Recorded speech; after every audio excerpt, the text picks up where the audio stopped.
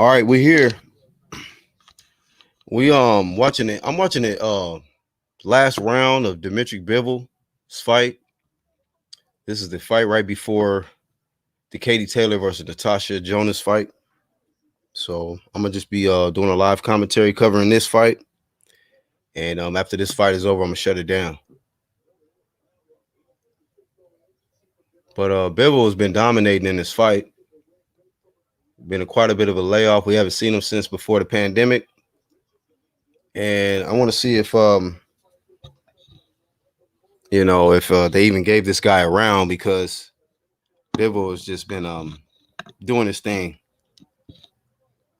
And I know a lot of people are probably going to criticize him after this fight, and they're going to say, oh, he didn't get no knockdowns and boring fighter. But you got to really appreciate the skill set, the sweet science, and Bivol. He definitely is the full package when it comes to offense, defense. This guy is very, very effective, man. Very, very accurate puncher. The opponent he has in front of him is much taller than him. However, he's been out jabbing his opponent. The only success his opponent has had is the pull counter right hand every so often. But Bivol been having his way. He's done everything but drop this guy and knock him out. But this guy is very, very tough. He was a tall light heavyweight, about 175 pounds. And it looks like Bivol is going to have a unanimous victory here. 15 seconds concluded in this round. And we're moving on to the main event of this live stream, which is Katie Taylor versus Natasha Jonas. So while that's concluding, I'm going to go ahead and pull up Taylor. Let's see here.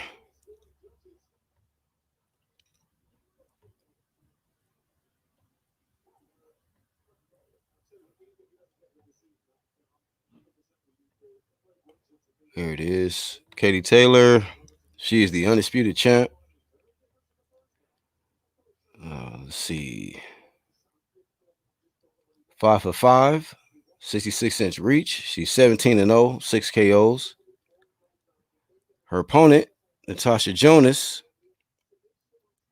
in 11 fights, she's 9-1 with 1 draw, 7 KOs. So she does have a punch. She's taller than Katie Taylor at 5'8". And let me see, when was her last fight? Her last fight was August 7th of last year. And where she had a draw with Terry Harper, where I felt a lot of people felt she won that fight, but they called it a draw. So she fought August 7th, 2020. Katie Taylor most recent fight was, let me see, November 14th. So she's fought a lot sooner than Natasha. So I expect this to be a pretty good fight. I've been keeping my eye on Katie Taylor for quite some time. She's been taking care of business. I consider her one of the faces of women's boxing. And we got to see if she remains undefeated and if she's able to give Natasha Jonas her second loss. What's up, Sporting? Let me drop the link just in case Sporting want to come on. And if he come on, you already know Sporting doing a live commentary. He doing a live commentary if he available. Oh yeah, Eubank's fighting. Forgot. So we're checking out this DAZN card, this DAZN action.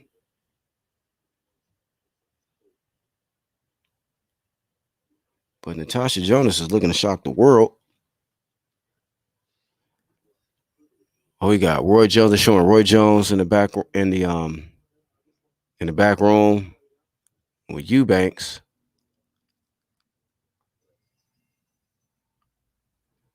So they gonna make the Eubanks next? It is what it is. We here. We here for it.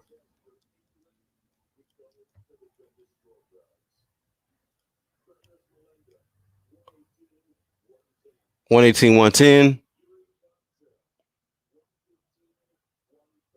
115, 113.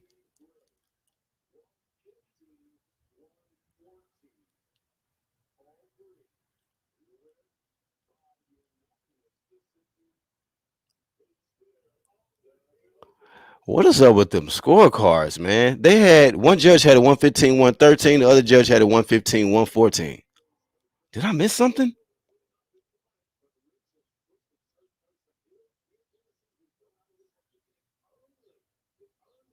Maybe I missed something. I don't understand how they had them scorecards close like that. I thought it was a clear victory for Bivol, but I don't know. I mean, by the seventh, eighth round, it was so one-sided. I was just like, looking at it, but back and forth between getting this live stream set up and watching it. So that's crazy. But Bivol wins the fight versus Richards. He's remains undefeated. I believe that was his 7th defense of his WBA title.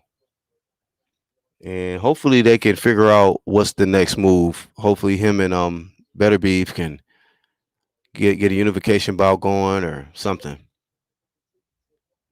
But decent performance back for Bivol as he takes care of business versus Richardson. Oh, it's showing Chris Eubank Jr. and Marcus Morrison in the back. Getting prepared.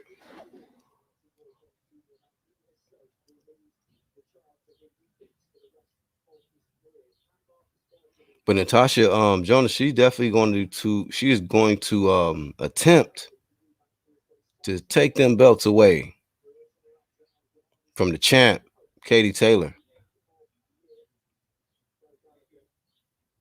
She's going to attempt to take them belts away. And I like her attitude. I think she's good for boxing, Natasha Jonas, that is. To where, like, if she, won the fight, still a good look. I think that she'll bring a lot of excitement. I think she'll get in there with anybody. But I favor Katie Taylor for sure to win the fight. A lot of experience, very skilled, but anything can happen. Anything can happen. I'm just going to watch it as a fan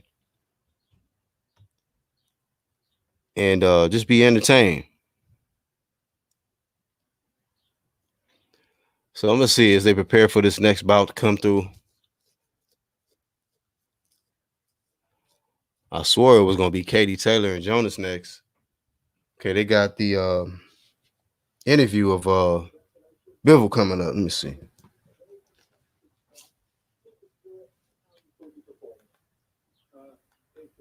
Yeah, fight was really tough for me because he's smart boxer. He thinks all fight. He thinks what he will do. And but after Bivol says tough fight. 1.5 years, my rest, I think it's okay. The 1 year rest. He said the guy was in there thinking the whole time. They're asking about unifying. Let me see.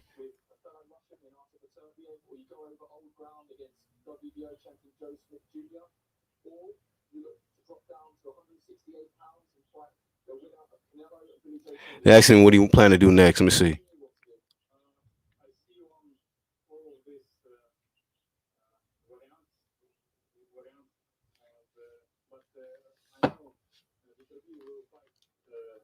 Just needs and Campbell Saunders. Doesn't matter who will first, who wanna fight me first.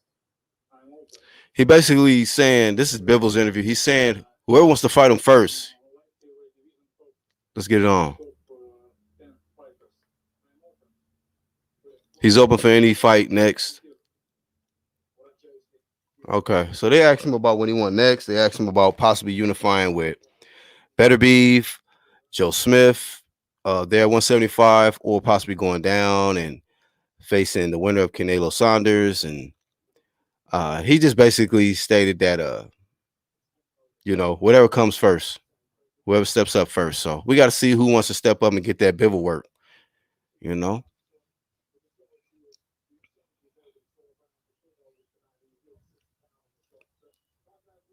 what's going on, Lisa? What's up? That's my gold member, Lisa Bells. How you doing, Lisa?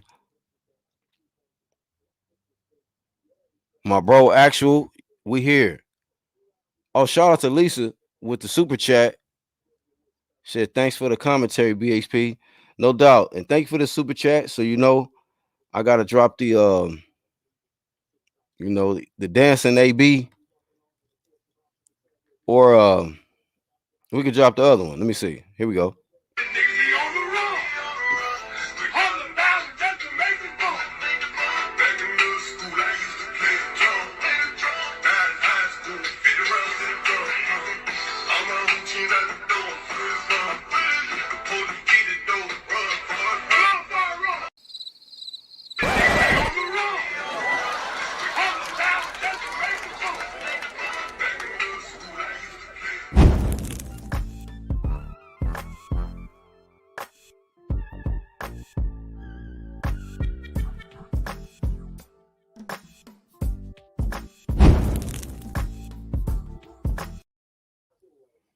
Thank you to my gold member, Lisa Bells, for your donation. Much appreciated.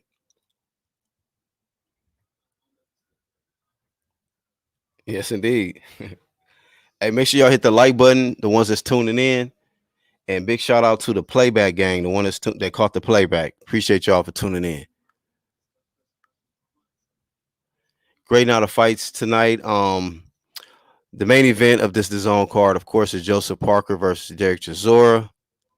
Right now, they're showing Roy Jones Jr.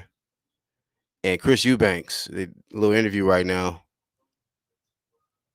And I want to see how Chris Eubanks Jr. looks with the assistance from Roy Jones Jr., a legend in the sport of boxing.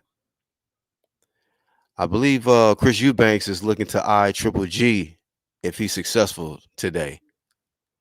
He wants to get that Triple G work in. We don't know what Triple G want to do with his life, but I think Chris Eubanks wants that Triple G work next. My bro, actual, what's up, man? What's good, my bro? Ain't nothing, man. Just here, man, enjoying these fights, man.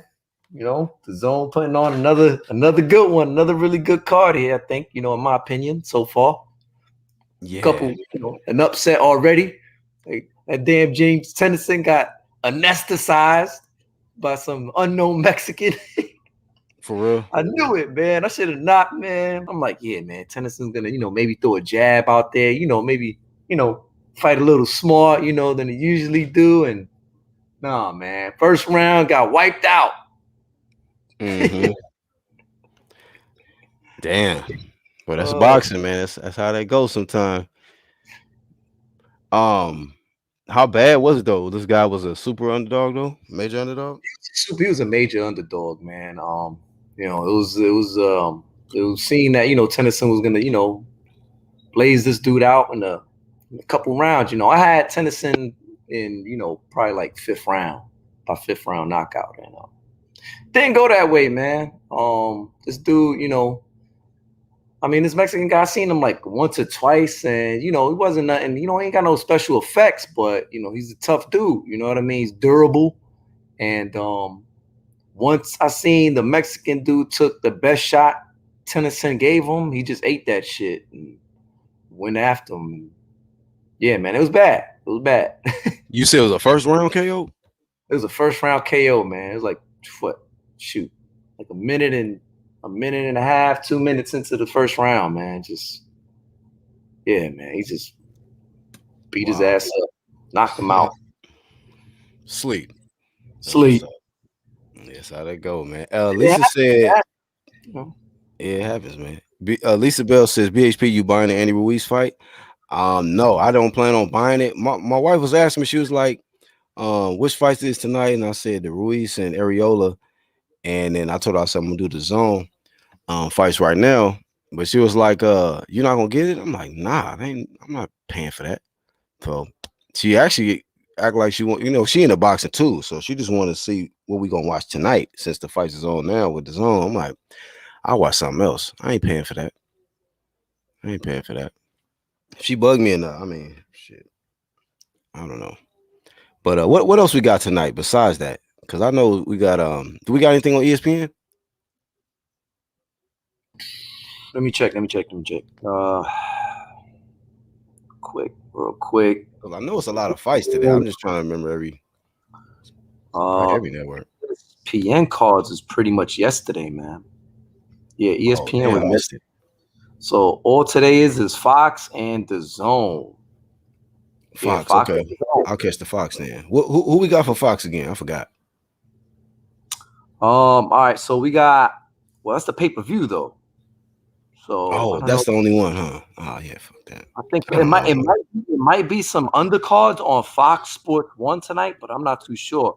I know that Fundora is gonna fight with Cota, Omar Figueroa versus Abel Ramos, right? Jesus Ramos versus Javier Molina, Laura versus Cornflake, and Ramirez versus Avalar, and then Granados versus Sanchez. So that's about it. But there might be some other cards out there, but shit that we don't know about. Lisa said Laura fighting on the prelims.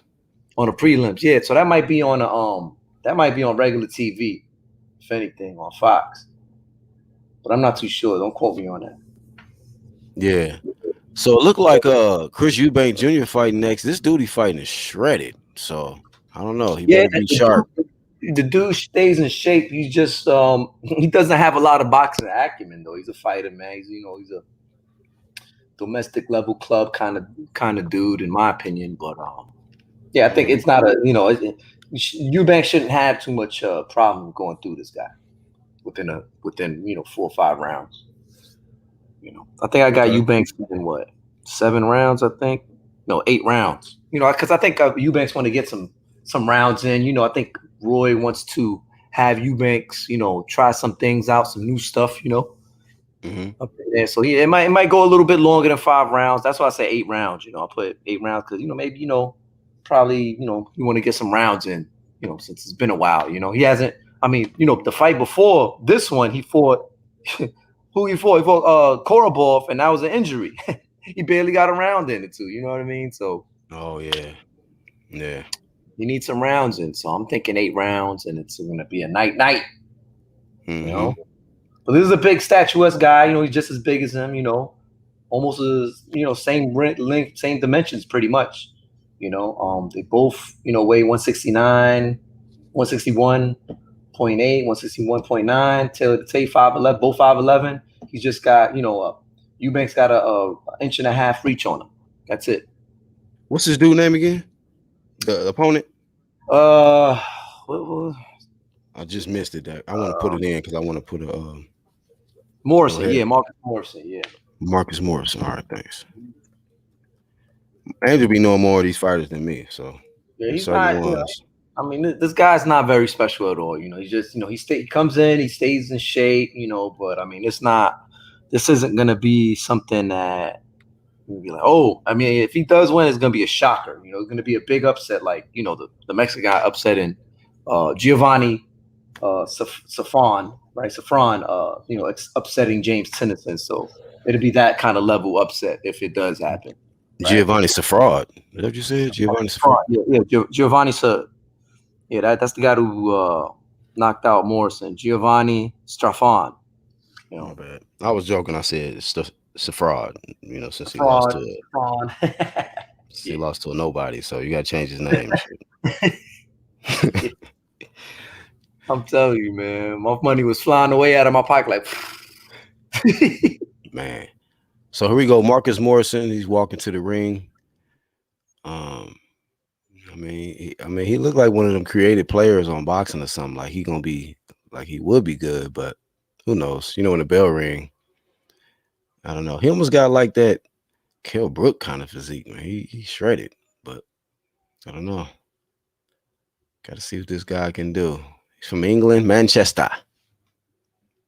So yeah, you're right though, man. Coming off that Korobov fight, that wasn't really nothing. So hopefully Chris Eubanks does give us some rounds so we can really see. Because let me see. Was that his first fight back at middleweight, or did he have a fight before that to get him back at middleweight? That was his. No, that was that was back. I believe that was his first fight back in middleweight. Yeah, because I know he had came back then, so I know it was He like dropped the 168 IBO belt and went to middleweight to fight Korobov. Yeah, he's holding that IBO belt too, right? Because he won it off of the court. Nah, he not holding it at 60. He not holding it at 60. I don't believe. No, once at 60, Triple G got the IBO belt at 160. Damn. Yeah, man. Somebody need to get that IBO belt off him, man. We need big champs holding that belt, man. Well, he's been calling out Triple G now all of a sudden. I mean, he should have called him out back in 2011, 12 and stuff. But talking on, I mean, he did call him out back then, but it just never happened. He said something and then he went silent. After a couple Triple G knockouts, and he didn't hear nothing from him. And now he's saying stuff now when Triple G's like 150,000 years old. So yeah. Man, Eubanks coming in, the extra confident swag. Goddamn, leaps over the ropes. Nothing but sheer confidence from Eubank Jr. right now. They showed his dad, who looked like Donatello. They showed him in the audience right now. Suited and booted.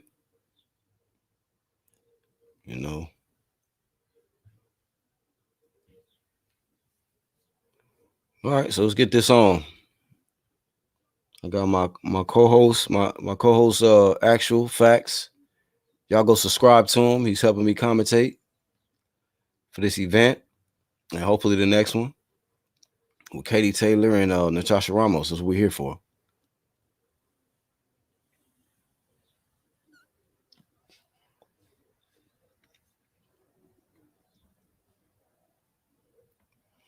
What's up, Ulix? He said Chris has had his chance for Triple G, but his pen went missing. Ooh. Yeah, man. So, I mean, he want that smoke now. So, I've seen that from certain fighters, right? Like it'd be a certain time when they don't really have the energy to face a certain guy. Then some time will go by, and then they start chasing. I'm like, damn, what happened? You got courage all of a sudden? You went to visit the Oz, the Wizard of Oz, or what? Lisa says he pulled out a Triple G fight. That's why Kell Brook fought Triple G. Oh, that's how that happened? I didn't know that. Wow, shout out to Kell Brook filling in and getting his face broke, but he filled in though.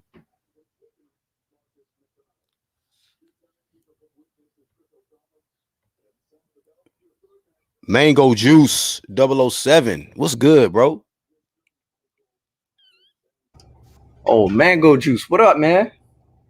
With the Mac Dre icon avatar, man. RIP Mac Dre, man. Shout out the whole AO and all that, everybody. All my cousins up there, Northern Cali, man. San Jose area. I got cousins up there, man. They a little snobby, man. Some rich ass motherfuckers, man. bougie and shit. Bougie as hell, man. I'll tell you, my nigga, I'm a Southern Cal cat, so I don't really know too much about up north, bro. Like the north, like you know what I mean? Yeah, I got family in LA and shit, and San Diego and stuff like that, of course. But my family in Southern Cal, they poor. They have modest, humble means, right? But then my family in Northern California, San Francisco, of course they got money and shit. They into tech and all that stuff, and yeah, man, I don't really go up there like that. So when I do go, I don't really fuck with them like that. But shout out to them, shout out to them. But yeah, man, I don't really go up there like that. I've been up there a couple times, man. Yeah. That's crazy, man. Mac Dre died. Let's see, he's been gone since 2004, right? Something like that. Damn, man, it's a long time. It's gonna be 20 years pretty soon, man. Shit. Crazy, man. Time flies, man. They do, bro. Yeah. 2004, nigga. That's some years ago. That's damn near 20 years ago. Let's see. Yeah, Oakland. Since he died November 1st, 2004. See, I'm from the South Bronx. You ain't know I know about some Oakland rappers too. Since since E40 and them and all that, man. But I know Mac Dre and Romper Room and all that. All them guys, and Keep the Sneak. You know what I'm saying? Andre Nicotina, but he's from Sacktown, though. All them dudes and stuff, man. I like that. I like I like them rappers up there, man. They got some, they got some dope ass rhymes and all that, beats and stuff, man. I fuck with it. I fuck with that hyphy movement shit, man. That was the shit back then. It still is, though, for real. Look at Eubanks. This man coming out cocky, mouth open. Dude, Morrison got just a straight stare on him, like he just ready to get at him. We got Sport. Yeah. Sport. Yo, what's up? Looks like I made it in time. So yes, sir. Let's get it. All right, get right into it. So yeah, it's round one. Eubanks in the center of the ring, trying to establish this front foot right now. He sends out a jab upstairs. Still not landing just anything quite yet. Now we know that Eubank Jr., he's trained by the greatest boxer to ever walk the earth, Roy Jones Jr. So should be kind of like a master class in here tonight. All right, so both men come in, and that was sarcasm, y'all. I don't know. That's not to him, but he meant right, that. Right. What is how do you pronounce the other guy's name again? Morrison, Marcus Morrison. Marcus Morrison. Okay. So, all right. Minute 49 seconds left to go. Morrison's trying to be on this front foot here. He's going to be in the black gloves. It's going to be a white and gold trim on his trunks. Now, Morrison tries to come in there and almost gets tagged with a little bit of a wild left hook from Eubanks. But now Morrison comes in with a jab, but gets exchanged with a 1-2 from Eubanks Jr. Both men in the center of the ring kind of respecting each other right now. Here comes Eubanks Jr. He comes in, sends a jab.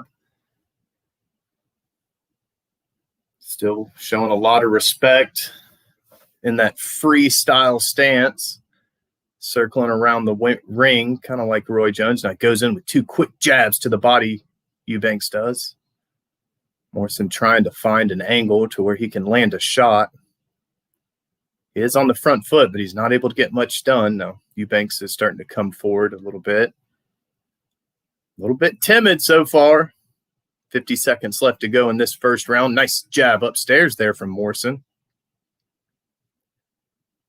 Eubanks answers back with two jabs of his own, and now a nice little left hook, and barely misses with that right hook. It may have been off the guard. Ooh, so Morrison comes in with a jab and just barely got tagged with a huge overhand right there from Eubanks Jr. Now, Morrison again trying to come on the front foot, but now Eubanks comes in and lands a nice jab and then kind of nods his head and smiles at Morrison afterwards. You can definitely tell that Eubanks is very, very fast compared to Morrison. Morrison again, a little bit timid. He's trying to find a shot. It comes in, may have landed a nice little jab there. Eubanks Jr. on the front foot, kind of a slow creep, and that's the end of the round. I don't know, not a lot of action there, but I gave that to Morrison, man. I think Eubanks is just being real hesitant. It's definitely a feel out round, of course. Especially with this type of style that Eubanks is displaying. Like I said, man, he wants to, test some new techniques he's been learning. Test out some new crafts he's been learning from Roy Jones Jr. And he wants to get a spectacular knockout, but he's definitely got to figure out his opponent and feel him out a little bit more. No doubt. Yeah, very true. Seems to be taking very good instruction right now. They've got the camera focused on him. He's very cool, calm, and collective right now. Just listening in, eye contact. So that's good to see.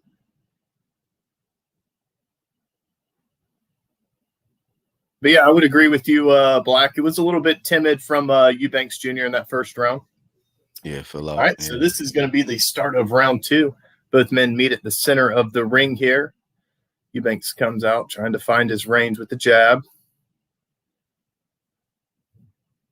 Center of the ring, just sending out little feeler jabs, nothing landing just yet.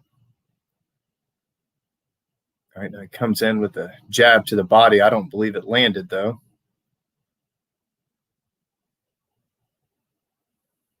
All right, so nice double up on the jab there from Eubanks to the body, and he does it one more time and backs Morrison up. Morrison has yet to throw a punch this round. Now Morrison's trying to establish this front foot. He comes in with a jab and misses with a straight behind it.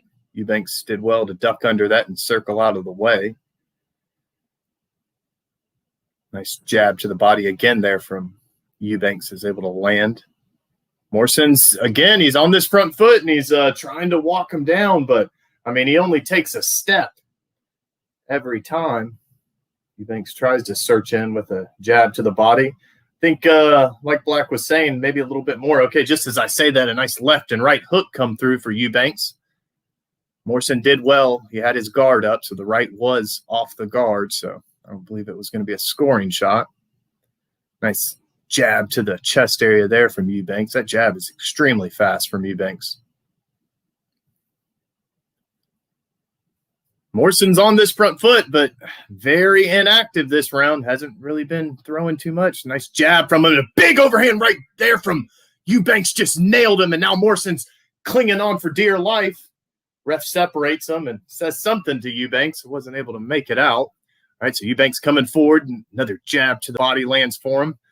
Morrison looks a little very timid. You can see his hands shaking. Another jab lands to the body there from Eubanks. Eubanks coming in. Oh, big little uppercut left, and now he comes forward with 1, 2, 3 hooks upstairs, jab upstairs, now a right hook and a left and a right hook again, a left hook and a right hook, and a right uppercut. Ooh. Oh my goodness, that was a flurry right there, but a lot of it, I will say a lot of those uppercuts weren't landing, but my goodness. The hooks Ooh, were. Nice overhand right, followed up with a little sneaky right hook right behind it. This hand speed is amazing to watch from Eubanks right now. It's insane. Yeah, I don't think I don't think the gonna let right this now. Ooh, grab nice him right off. hook there from Morrison, but he immediately tags up afterwards. Eubanks is getting a couple of a couple hooks to the body in the clinch. Now 12 seconds left to go in this second round. Eubanks still on this front foot. Ooh, nice jab upstairs there from Eubanks. Still on this front foot, another jab. Now comes in with a right hook and now a right uppercut and then goes right back downstairs with the right hook to the body, and that's the end of the round. My goodness, I think Eubanks kind of got the message there. He flipped the script on Fucked his us. nose up. Go ahead, Actual. Yeah, I don't think this fight is gonna last any longer than 2 more rounds, man. The way it's going, He turned and it up on a him. lot of punishment. Yeah, he turned it up. Roy Jones said something to him after that first round. He definitely turned it up. That nose busted up right now for Morrison. So yeah. Yeah, Morrison's not throwing anything back really. When Eubanks goes on an assault, he needs to punch with Eubanks unless he wants to fight to get stopped by the ref, man. Because that's what it's looking like so far. Yeah, I agree. Stay off the ropes, man. Shit. Yeah, and the biggest thing that I've noticed so far is just the confidence from Eubank Jr. Like he's just, it's just like a walk in the park in here for him tonight. He's just very comfortable, very fluid. Yeah. But yep, this is going to be the start of round 3 here, and Morrison again. He's going to try and come out on this front foot, but maybe thinks better and starts to back up as Eubanks is able to land a jab to the body, sends another one to the body. His back's facing us, so I don't know if he was able to land it. Okay, so big left hook just came through from Eubanks and tries to come back in with a right hook, and immediately Morrison ties up with him. Morrison back to the center of the ring with Eubanks here. Morrison trying to, again, be on this front foot, but he's got to throw something. Got to just throw that jab out there. Now Eubanks sends that jab to the body again. Still in the center of the ring here. 2 minutes, 15 seconds in this third round. Ooh, big leaping left hook missed, and a big overhand right there from Morrison landed. Morrison may have hurt Eubanks there, but now Eubanks says, come here, and now throws out 2 jabs and a big right hook afterwards, a big 1-2. But now Morrison just landed a big overhand left of his own. Now here comes Eubanks, and the 1-2 again. Eubanks getting a little sloppy here with his punches. I don't know if he needed to throw that leaping left hook like that. Now, big overhand right again from Morrison may have just glanced off Eubanks. Eubanks needs to kind of settle down. Eubanks is ducking his head too much, and he's getting hit in the back of the head with the rabbit punch. Yeah. But it's not Morrison's fault that Eubanks is ducking his head like that and catching him in the back of the head. It's Eubanks. Very good point. Very good point. Still a minute, 30 seconds left to go, and Morrison does the Roy Jones Jr. walk away. Little feint there, just kind of showing that he is the more talented guy. Now comes in with 2 nice jabs upstairs. Here comes Morrison trying to find something here, but I think he's kind of got it made up in his mind that he's only preying on a counter. But that was a nice jab upstairs there from Morrison that landed. Eubanks trying to come forward here. Looks like he wants to throw. Still in the center of the ring. Eubanks trying to figure him out. Nice jab downstairs, but he does get tagged with one from Morrison for his troubles. Eubanks still on this front foot now. Trying to walk him down a little bit. Morrison's giving up the ground, and now Eubanks says, come on, hit me. And as he comes in, Damn. gets rocked with a nice left hook there from Eubanks Jr. He's taunting him. He's in Morrison's head already. That free Roy Jones style, just, triple up. He triples up on the jab to the body there, Eubanks does, as Morrison's just stepping away. It's just incredibly quick. Another jab upstairs. I don't believe it landed there from Eubanks. 10 seconds left to go. Morrison's just circling right now, circling clockwise. Sends a jab, sends another jab that misses. Morrison does, and that's the end of the round. I don't think there's any question on who won the round there, but you'd like to just see maybe Eubanks get a little bit cleaner with that opening exchange. Yeah, I think Eubanks is relying too much on his agility, kind of like his trainer in his young days. He's got to realize he doesn't have that pizzazz, nor that snap that Roy had back in the day, nor that explosive agility. He needs to pump his jab more. You know what I mean? He needs to use the jab. Go back to the fundamental of using that jab. Yes, suck him into a counter left hook, but you got to use the jab with that. You got to parry a jab, hit Morrison's jab with your jab, and jab some more and feint a jab. You're not feinting. You're not doing nothing. You're just feinting with your body. You need to feint the jab, sell the feint, and get him in there so you can pull counter with either hand. Ben Rensrow in the chat says, "Shalom to the UGC Flame Black is man down for life." Okay. How about man up? Shout out to the man up community. Yes, sir. All right, start around 4 here again. Now Eubanks is on the front foot. He's sending out jabs to start this round. Goes downstairs with one that's able to land. Seems to want to kind of pick up the pace now. I got a little more pep in his step. He's starting to close the distance. Sends out about 4 jabs to the body and then kind of feints an overhand right.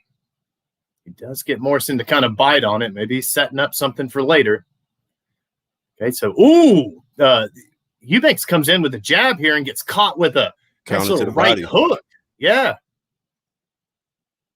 Needs to be careful of that. Don't get too fancy.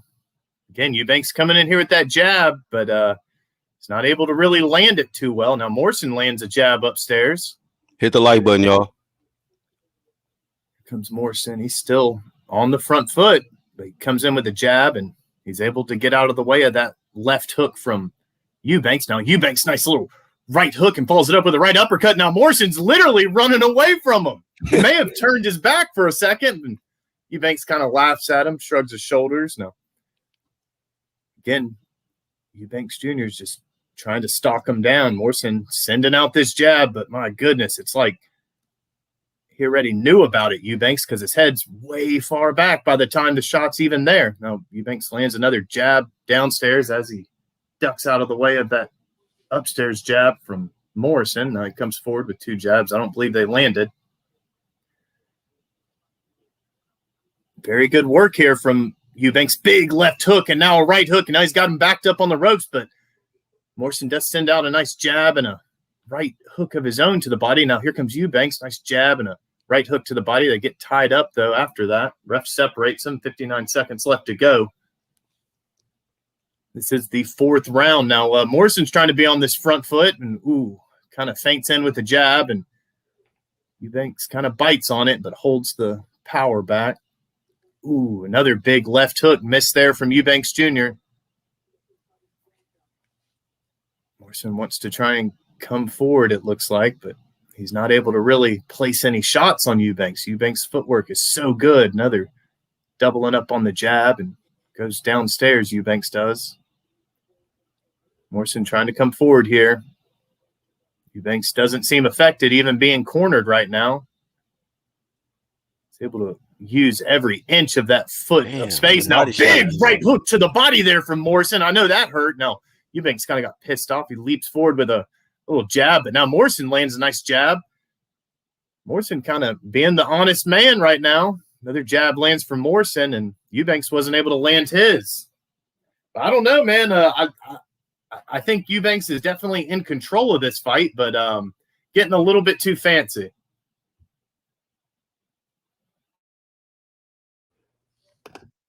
Yeah, he needs to go to Morrison's body a little bit more. He's trying to get that really one punch KO routine. He just needs to work on the body, man. Just feint upstairs, go to the body. Feint upstairs, go to the body. The Morrison's body's open for it. You just gotta feint. Gotta sell that jab to the face and go to Morrison's body with a hook. Multiple hook combination hooks to the body, and take the air out of that balloon.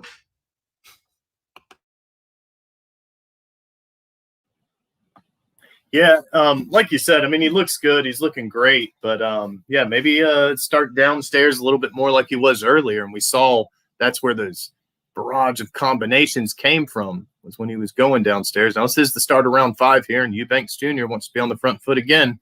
He's coming forward. Now, Morrison's trying to circle clockwise. Not able to land anything just yet. Now, again, Eubanks is stalking him down. Now, nice couple jabs to the body and a big overhand right and a left hook downstairs, but Morrison lands a right hook of his own upstairs, but a big overhand right now. Oh, nice. Doubles up, triples up on the left or the right uppercut. Now, big left hook, big right hook. Now, Morrison's looking a little bit wild with these left hooks he's trying to counter with. Now, big jab, overhand right now, big left, right hook. Eubanks comes forward, big right hook again. Big right hook, left hook upstairs, another right hook downstairs, and they kind of get tangled up there right at the end. Eubanks kind of just fell into him, but man, you can see the blood already trickling down from Morrison's nose. Another jab right on top of that busted up nose again from Eubanks. Eubanks looking very, very elite right now. Morrison's trying to establish anything, but as he comes forward, he just gets circled around, and he's on the back foot now. Another jab upstairs there from Eubanks, and I believe Morrison was able to land a nice little right to the body as he came in. Nice jab, but Eubanks gets caught with a left hook from Morrison. Morrison giving up ground right now. Another jab upstairs there from Eubanks Jr. is able to land jab to the midsection. I don't believe it landed. There's a minute 20 seconds left to go in this 5th round, and man, Morrison's face is in bad shape right now. Jab upstairs lands for Morrison, though. He's trying to be on this front foot again, but he's not able to commit to it. Morrison trying to come forward. Now, nice jab to the chest area there from Eubanks and doubles up upstairs with the same punch. Another jab downstairs again from Eubanks lands. Jab upstairs again from Eubanks. In the center of the ring here. Eubanks just kind of throwing out some soft jabs that aren't finding a home. Now, Eubanks missed a little bit of a wild left hook there. Now, this jab to the body and one upstairs for Eubanks lands. 25 seconds left to go. Big left hook to the body, but he gets caught with a left upstairs from Morrison as he did it. Now, Morrison reaches out with a jab that landed. He's trying to corner Eubanks here, but he's not wanting to commit to it. He needs to just go in there and try and rough him up. He's not going to win this little point battle. Another jab to the midsection lands for Eubanks. Big right hook there from Morrison lands, and we're seeing him walk into his corner, and yeah, his face is in bad shape. This has been Eubank Jr. fight all night long. Facts. And he's not gonna. Morrison is not gonna win the fight looking to counter all night. He's looking to just be second and counter what Eubanks is doing. Eubanks is going to the body, he's throwing uppercuts, he's coming forward, he's applying the pressure. Morrison, he's not fighting like he's trying to win. Yeah, I mean, you're right, Black. Like that's what I'm seeing here is like, he's not, he's being very hesitant. And he's trying to wait on Eubanks, but he hasn't been able to counter him the whole night. He just keeps getting caught every time he tries to do that. He needs to just try and go in there and maybe rough him up to the body, maybe do a little dirty boxing. But yeah, you're right. He is not going to win this fight the way he's doing it. The only effective punch I seen was like the right hook counter to the body, but he got to mix it up, man. Got to mix it up. That's right. Now, Eubanks has a little bit of something going on with his right eye, but nothing too much to worry about. Just a little redness. This is the start of round 6 here, and Morrison comes out again on this front foot, but quickly gives up ground as soon as Eubanks takes a step forward. Right. Man. Eubanks. Both men, again, very hesitant. Just kind of trying to find some distance with their shots. Nothing landing just yet. Now Morrison sends a jab upstairs that may have just barely touched Eubanks. Another jab upstairs for Morrison lands, but he gets peppered with 2 jabs downstairs. Nice little left hook, but Morrison's able to respond with a nice jab of his own. Nice jab to the body again there from Eubanks. Jab upstairs lands, and he dodges out of the way of the overhand right there from Morrison. Morrison trying to come forward now again. It's like he takes a half a step forward and a full foot back every time, though. Now, Eubanks sends another jab to the midsection that lands. Ooh, big overhand right. Just landed there from Eubanks Jr. But Morrison comes right back. Nice little left hook there from Eubanks lands upstairs. Another left hook upstairs lands for him. Sends out a jab. Now wants to feint the right. Ooh, big right uppercut. Doubles up on it. Now big left and right hook there from Morrison. Missed. 2, 3, 4 hooks to the body. Now big uppercut. Now left, right hook upstairs there from overhand right there from Eubanks. Eubanks is tearing him up right now, guys. Big right hook to the body. Goes upstairs with a couple of uppercuts. A big left hook. Big right hook to the body. Big, nice little 1-2 at the end of that from Eubanks. Doubles up on the 1-2. 2 hooks on the left. Now Target 2 practice. hooks downstairs. Now a left uppercut. I mean, Morrison's holding on to for dear life. Is the ref going to step in here? All right, so it's 54 seconds left to go. Morrison, I mean, he comes forward. He looks like he's okay. Another jab falls up with an overhand right from. Oh, big left hook upstairs, downstairs with 2, 3 hooks downstairs. Big left hook upstairs there from Morrison. Doesn't land. I mean, he's in bad shape, guys. There's 35 seconds left to go, and I mean, I probably missed 7 punches that Eubanks threw in that last exchange. That's his best round right here, I think. Oh my goodness, yeah, round. Definitely. Target Eubanks again doing that little Roy just kind of joy walk around the ring. Yeah, he silly. is. Morrison trying to throw that jab upstairs. He's not able to land. Nice little right straight to the body lands for him, but it's not much on it. Eubanks sends a jab upstairs. Eubanks might put himself out a little bit. He's breathing hard a little bit. Yeah, he is breathing a little hard now. That's the end of the round, but my goodness, that was a barrage of punches there from Eubanks, and I think he may have thought the ref would have stopped it. Yeah, he was walking slow to the corner too. Like, he was breathing kind of hard, so you need to get a second win. Yeah. Hey, real quick, let me answer your question. Two Wheels said, "What time is Katie fighting at?" I'm not sure your time, but it should be next. Morrison's fight. Corner might want to consider. Yeah. Go ahead. Actually, you cut out a little bit. Go ahead, bro.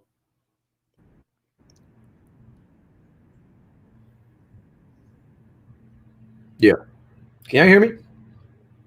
We can now, but you do. You got a delay, bro. You got a delay. Yeah, no, I think Morrison. Okay. Actually, I think we lost him. He'll be back though. Y'all hit the like button. Shout out to everybody tuning in. If y'all new, subscribe, hit the bell. We got Sporting Advantage doing a live commentary. Y'all be part of the movement, this UGC underground community. And with that, this is the start of round 7 here. And again, Morrison's trying to be on this front foot again that he has yet to have any success on at the start. Sends out a jab upstairs. It's not able to land. Kind of another jab upstairs does land from Morrison, though. All right, so Morrison's trying to come forward here. He's not really wanting to back up Eubanks in exchange with him, though. Okay, so Eubanks misses a little bit of a wild left hook. Now another wild left hook to the body misses for Eubanks. Good job for Morrison stepping back on it. Morrison again still on this front foot. Now Eubanks is able to land 2 jabs to the body right there. Very good work from him. Morrison looking to like he wants to lunge in, but he's not letting his hands go. Both men land simultaneous jabs. Now Eubanks lands a jab to the body.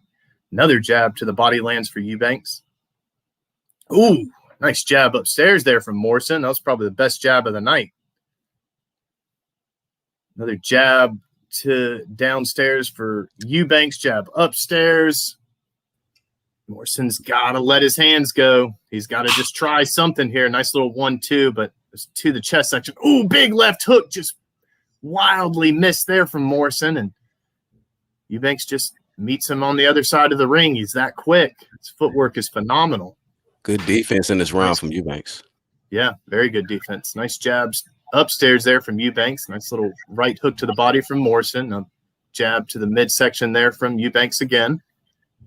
1:04 seconds left to go in this 7th round. Ooh, nice jab upstairs there from Eubanks. That jab is starting to snap his head back. Another jab downstairs that may have landed for Eubanks. Jab upstairs again.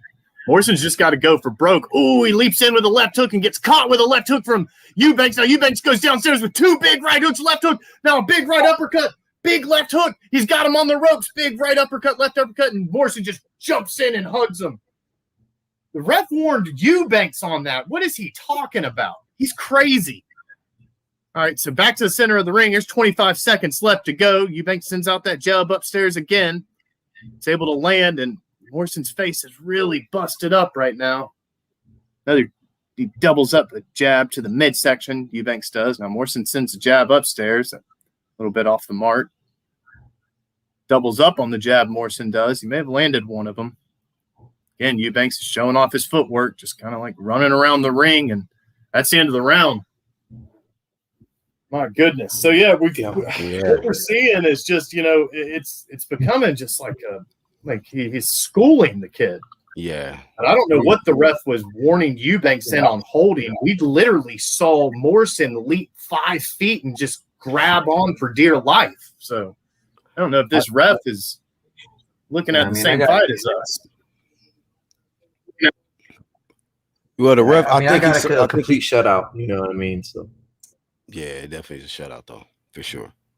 Definitely. I mean, you know what? I think Roy Jones definitely been having him work on some different things, and I'm seeing it in Eubanks. So it ain't like the sharpest, work, but I like that Chris Eubanks is trying some new things, and I think Roy Jones told him go to the body in that last round, and plus because I think the previous round he threw a lot of punches, so he didn't throw a lot of punches in the last round. He just was smart on it. He was sharp on his D in the last round, and he was going to the body. So that was a good round for Eubanks.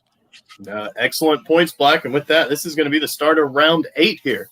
Morrison and Eubanks in the center now. Now Morrison comes forward with a jab, but immediately gets answered with a left and another left hook downstairs and a right hook downstairs. Now follows it up with a couple of triples up on the jab. Now comes forward with a hand straight. Now Morrison comes forward with a nice 1-2 and follows it up and lands a left hook and now a right hook and now another left hook lands for Morrison. Finally seeing a little bit of life out of him. He realized that he has hands. Ooh, big jab. Right, he do. Big right hook landed upstairs there from Eubanks, though. Another jab upstairs, follows it up with a 1-2. I mean, this nose is in bad shape, man. Like, I'm not kidding, guys. His face is a mess right now. Eubanks has been peppering it all night. Comes upstairs with 2 jabs. Eubanks does. I think only one was able to land. Looking like, oh, another jab upstairs there from Eubanks lands. Sends another jab upstairs. Both men still in the center of the ring. There's a minute and 42 seconds left to go. Ooh, big right uppercut, just barely missed for Morrison. He comes up over with an overhand right. Now, nice jab at the end of it, though, lands for Morrison. Eubanks is not really throwing too much this round. Another jab upstairs there from Morrison. Morrison starting to be a little bit more comfortable on this front foot. Nice jab to the midsection there from Eubanks. Morrison comes in with a jab that misses, sends the, triples, quadruples. That's the fifth jab he sent, and every single one of them missed. Eubanks, again, just gliding around this ring. Morrison sends another jab that does not connect. Another jab from Eubanks lands. It's like he's just kind of getting outclassed here. Jab downstairs again for Eubanks lands. He's just picking any shot he wants to. Ooh, big 1-2. The overhand right there from Morrison landed. Now doubles up on the jab that lands. Eubanks needs to start letting his hands go a little bit more right now. Or ooh, big overhand right there from Morrison lands. Nice jab upstairs there from Eubanks. Ooh, big left hook to the body and doubles up, goes upstairs with one. It looked like Morrison almost took a knee there. Follows it up with a right hook and then jabs out of it. Morrison's in bad shape, guys. Might be another cut going on in his face. Ooh, another devastating left hook to the body. Those are really starting to hurt him. Ooh, another left hook upstairs. Big right hook to the body. Big right hook upstairs. And Morrison's just holding on for dear life. Ref comes in again, just separates. The ref has blood all over his shirt, and it's from Morrison's face. That's the end of the round. It's going to be a bloody fight. Bloody fight, and all the blood is coming from Morrison. Yeah, man. But yeah, this has been this has been a very dominant performance from Eubanks Jr. I think he could have gotten him out of there. I think if he just, maybe just went a little bit, harder on some of these ending shots, but I don't know. Maybe he's got a game plan. Hey, I think it's that I really honestly think that kind of what Actual said. Like, I think he wanted to go to rounds and he's trying some different things that Roy wanted him to try. Because I think he probably could have pressed him and got him up out of there, but he's working on some things, I think. Yeah. You're right. And he has been doing that, especially with his footwork. It's been great. Yes, sir. Hey, we got Sporting Advantage doing a live commentary. The main event, not the main event, but the main attraction that we're going live for is the Katie Taylor versus Natasha Jonas fight. So y'all stay tuned. For the ones that's asking for, footage, we can't do that. And only live commentary. But we thank y'all for tuning in, and please hit the like button. All right. It's the start of round 9 here. It's about 2 minutes, 30 seconds left to go. And Eubanks has been nailing him with some nice hooks to the body. Now a big left hook upstairs. Now, Morrison lands a nice left hook upstairs, but gets answered right back with a 1-2 from Eubanks. Another 1-2 from Eubanks. Now a big right hook downstairs, but another left hook lands for a big right hook lands for Morrison. Damn, my goodness, Morrison just should have done this from the start. He kind of starting to win these later exchanges. When it comes to the power, Eubanks has got the cleaner, snappier shot, but maybe if Morrison would have done this a little bit earlier, nice jab upstairs there from Eubanks lands. Now Eubanks just starting to walk him down at will now. Another jab, big right hook downstairs, left hook downstairs, right hook, another left hook downstairs. Yeah. And Morrison kind of holding on right now. And Morrison's definitely trying to take it. Ooh, another stiff jab up the stairs there from Eubanks lands. Again, Morrison's on this back foot, and it's not looked that great for him. He's circling out of the way right now. Okay, he starts to come in. Both men meet with a jab, but my goodness, Eubanks was way faster, and now he doubles up on it afterwards and lands. Another jab just nails Morrison upstairs. Morrison again circling clockwise. He doesn't like that left hand. Another jab, but okay. Morrison's able to land an overhand right at the end of that. Ooh, nice jab there from Morrison lands. Eubanks misses 2 of his own, and now Morrison lands one. Another jab upstairs for Morrison. Okay, Eubanks lands a jab upstairs, but gets caught with another one from Morrison, and Morrison misses wildly with a right hook to the body. Gets peppered with another jab from Eubanks. Eubanks coming forward. Ooh, may have clipped him there with that left hook. Now sends another jab upstairs. It lands. Morrison lands the jab upstairs as well. Eubanks another jab to the chest area lands. Now big overhand right, barely missed there from Morrison. Eubanks walking him down again. Another jab upstairs lands. Morrison starts to circle out of the way of it. That jab Morrison was able to duck under. That was good work from him. Morrison comes forward, but he gets caught with another stiff jab. Now Morrison lands one of his own, but gets peppered with 2 as Eubanks is doing a dance on the way out. Man, all right, that's the end of the round, guys. And I don't know. I think the only way Morrison wins this fight is if he gets a knockout.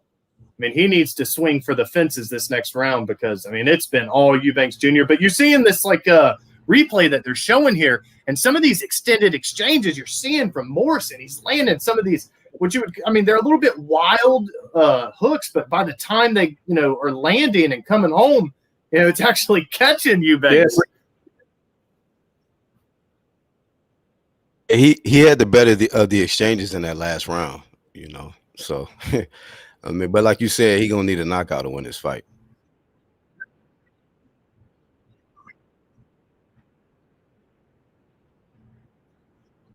Yeah, I mean, he's definitely going. He's swinging for the fences there. He's definitely trying to take.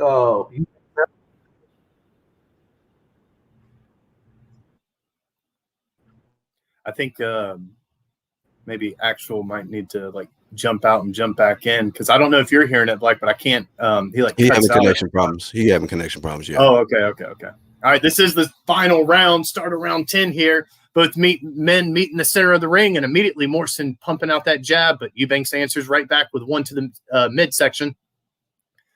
Morrison trying to come forward. I think he knows that he needs to have a winning shot. Ooh, a quintuple on the jab upstairs. That was 7 in a row right there. It kind of has to tangle up with Eubanks. Now big right hook, left hook, big uppercut there from Eubanks. Ooh, another big 1-2 there from Eubanks. Now Morrison's trying to come forward. Big right hook lands for him, but a 1-2 from Eubanks is able to land. Ooh, Morrison comes again with that little wild overhand right. Jab upstairs there from Eubanks lands. Another right hook there from Morrison was landing, but that left hook was way too wild afterwards. It was nowhere close. Another jab upstairs lands for Eubanks. Morrison on this front foot, and he's starting to corner Eubanks here. Big, wild left hook miss. Now a big right hook to the body lands there from Morrison. Now Eubanks just kind of casually walks out. Big left hook upstairs, big right hook downstairs. Now a left and a right hook upstairs there for Eubanks land. It was off the guard, though, and another jab after that. Doubles up on the jab. Morrison starting to give up or concede this ground again. Another jab lands for Eubanks. Eubanks actually decides to get off the front foot. Now Morrison comes forward with a nice jab and a right hook to the body. Doubles up on the jab. Morrison does. I don't know if it landed, though. Now he's got Eubanks backed up, but Eubanks is doing all the work. 3 left hooks to the body and goes upstairs with a left uppercut and then follows it up with 2 left jabs. Another jab. This has all been from the left hand, and I'm not kidding, guys. Another 1-2, another jab there from Eubanks. Ooh, maybe 5 hooks in a row there from Eubanks. This hand speed is phenomenal from him. Now, that left hook leaping in was wild, but he tags him with a jab as soon as he misses. Another jab lands. Now, right hook there from Morrison to the body lands, but every time he comes in, it's 5 punches from Eubanks to his 1. Kind of get tangled up in the corner. There's 29 seconds left to go in this final round. Both men in the middle of the ring. Nice left hook. Upstairs, big overhand right. Now a big right hook. Now he misses wildly with a left hook and gets tagged to the body with a right hook from Morrison, but 2 hooks upstairs there from Eubanks, and it looks like Morrison just wants out. There's 10 seconds left. There's a jab upstairs. Morrison's comes in with a right hook to the body, goes upstairs with an overhand right that was a little bit wild, and Eubanks just dances out of the way of it. Man, this was a great fight. Kudos to Morrison. I mean, he survived this onslaught war, but my goodness, this was Eubanks all night. I like this performance from Eubanks, man. I definitely see. Did you see the triple hook he did in the last round, like Roy used to do? I promise you, man. I'm gonna do some punch statistics on this. I don't know if I'll actually like release it yet, but I'm gonna have all some punch stat ready to go for him, because I guarantee you he broke some records tonight. That was a masterclass performance from him. It could be very good stuff. I'm gonna be mute for like 10 or maybe like 10 minutes. I'll be back before the Katie Taylor fight. All right, cool. That's Sporting Advantage, man. That's my bro. He's right here on YouTube. Y'all go subscribe to him. He does live commentary. He does edits. He does punch stats breakdowns of different fights. He does it all. So make sure you guys stay here, and we're gonna be here for the Katie Taylor versus Natasha Jonas fight. And hit the like button if y'all like today's commentary. I want to say shout out to that guy on joining the channel. Let's drop the dancing AB for him. We ain't done that one in a minute, so we're gonna drop the dancing AB for the new member, that guy.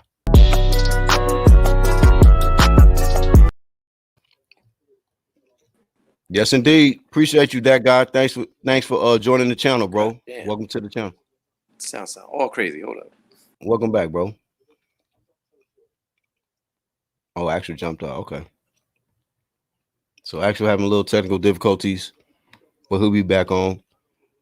Make sure if you're new to the channel, y'all subscribe, man.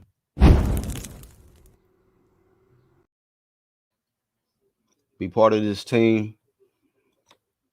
And get this live commentary for this fight coming up between Taylor and Jonas. Jonas has got 7 KOs and 9 wins. So, people think she got a puncher's chance. Ulick says kudos to Morrison bringing the fight. Yeah, he came. He was in there. I think he definitely should have let his hands go more, for sure. He was trying to counterpunch the whole night, and Chris Eubanks just got busy on him. His best round was probably the first round, because Chris Eubanks didn't really throw no punches at all. He was just filling him out.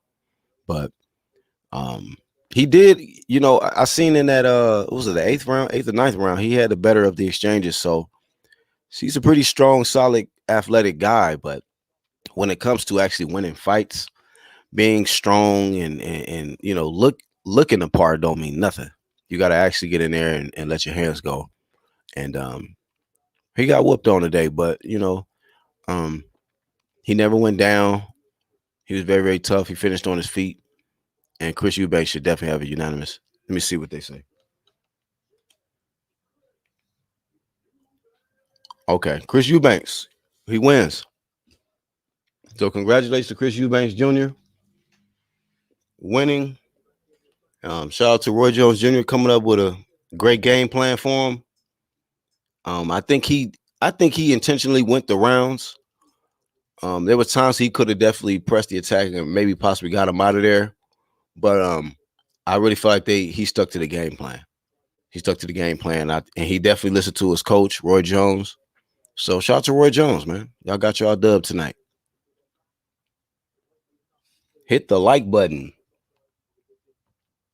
What's up, Jonathan Carney? Patrick Flanagan. Shout out to the Irish ones coming in. Shout out to the Irish fans coming through. Shout out to the DAZN subscribers. For the ones that's not subscribed, just get this live commentary, no footage.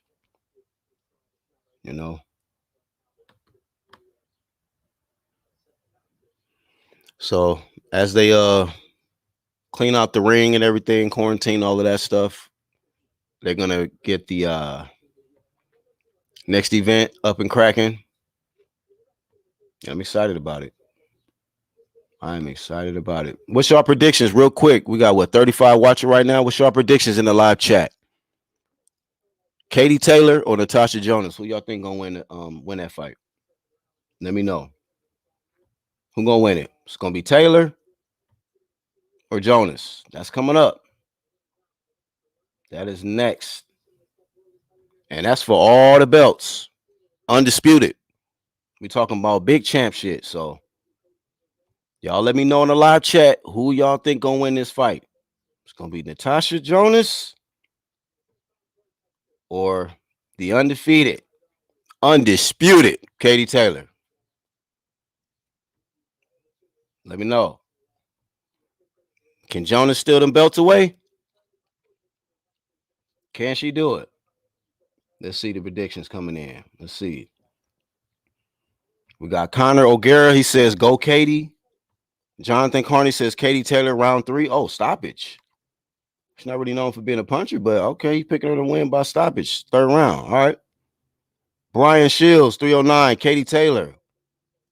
Y'all subscribe to, man. Two Will Thrill says, come on, the Leprechauns. Whatever that means. Mark Tihan says, Taylor destroys her. Patrick Flanagan says, Katie Taylor, bro, you smoking too much weed. She is the GOAT. She the GOAT? Okay. Carissa Shields thinks she the GOAT too. So it's up for debate. Katie Taylor by UD. Taylor by UD. Yeah, my internet wild slow, says Actual. Jonas late round stoppage for Actual.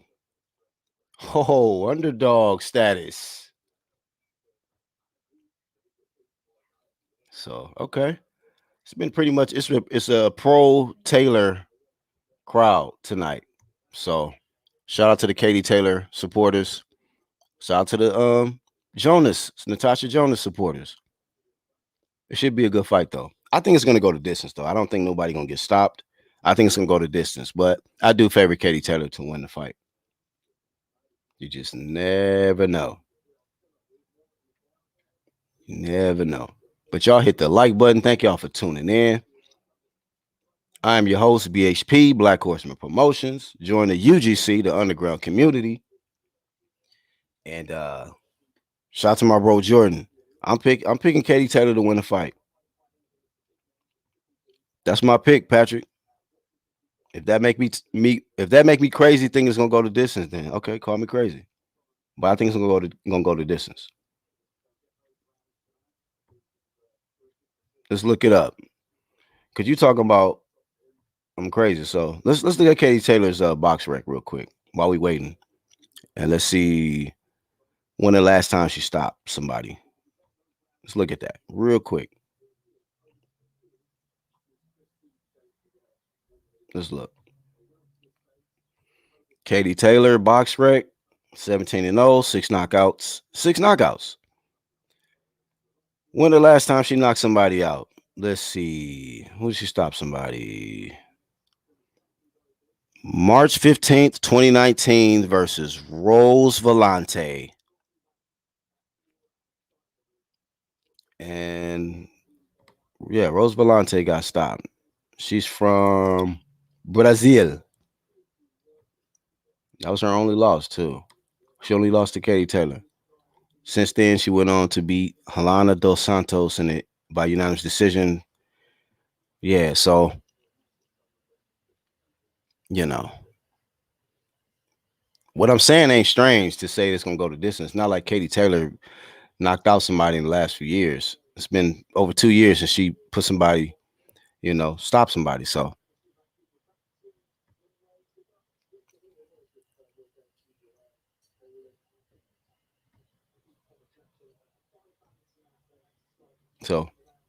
I got Katie Taylor by decision. But I think it'll be competitive. I think Natasha Jonas will have her moments. Hey, Patrick, keep it together, man. You're not going to disrespect me, fam. You see the ones in blue? They'll deal with you. So just keep it respectful. I respect your opinion. Just respect mine. Keep it respectful or them wrenches will deal with your ass. Guaranteed. LaRon, what's up, bro?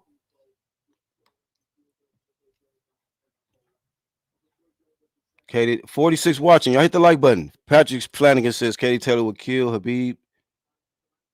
You kind of a troll, man. You kind of like a we get it. You a Katie Taylor fan. We get it.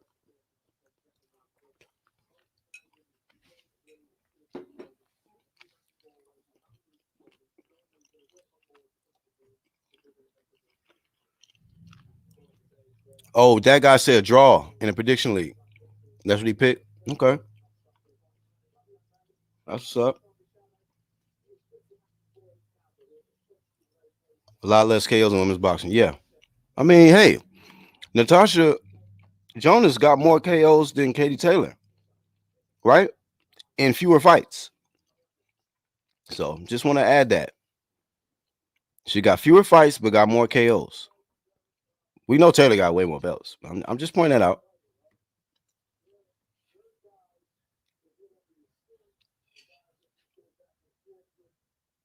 What's up, baby? Oh, my lady said the dude. Which one is this? Akabarak. One of them. She said the dude on Akabarak looked like Drake. The one with the beard, the Ricky Ross starter kit. You know what I mean?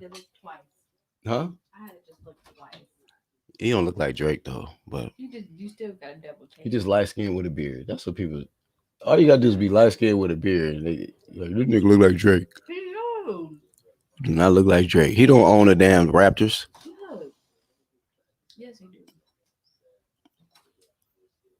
Okay, so and then of course the main event of this DAZN card is the Derek Chisora versus Joseph Parker.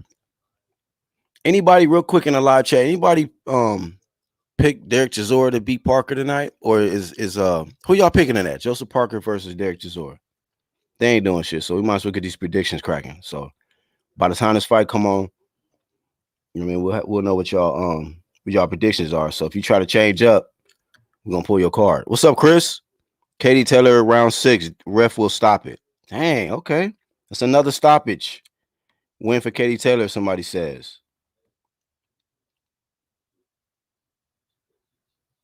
Mark says Joan hasn't taken on the level of opposition Taylor has. That's true. Katie Taylor is a different animal. So, right. Good point, Mark. It's not like those KOs came over a level of competition of somebody like Katie Taylor. So all respect to Katie Taylor. Don't get it twisted. You know, I give Katie Taylor her props. The woman can fight her ass off. The only fight I felt she had lost was the first Delphine Pursoon fight, but I felt she avenged that. You know, she ran it back. So I gave her the respect, and it's no questions asked about that. You know what I mean? She ran it back. And when you elite, that's what elite fighters do. If you feel you're an elite fighter and you get in there and they say it's a controversial win or, you know, it's a robbery, you just run it back and show everybody, no, this wasn't no robbery. I'm about to beat her ass and show everybody that it's levels to this. And Katie Taylor, you know, she ran it back.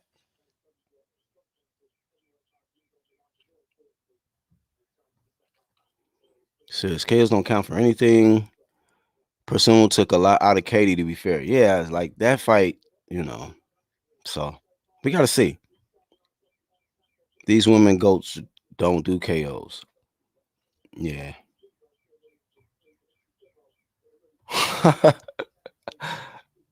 So they lame as fuck. I don't really be watching them, man. I only watch them when it's somebody that they interviewing that I'm interested in. Like, I want to hear what they got to say or something. Craig Richards look like Jalik's brother. Jalik's brother. Who is Jalik's brother? Man, I ain't never seen him. I'm waiting. It's about to happen next, Bill. So we waiting. As soon as Akim Barak stop all this chit chatting in that segment, let's get this on.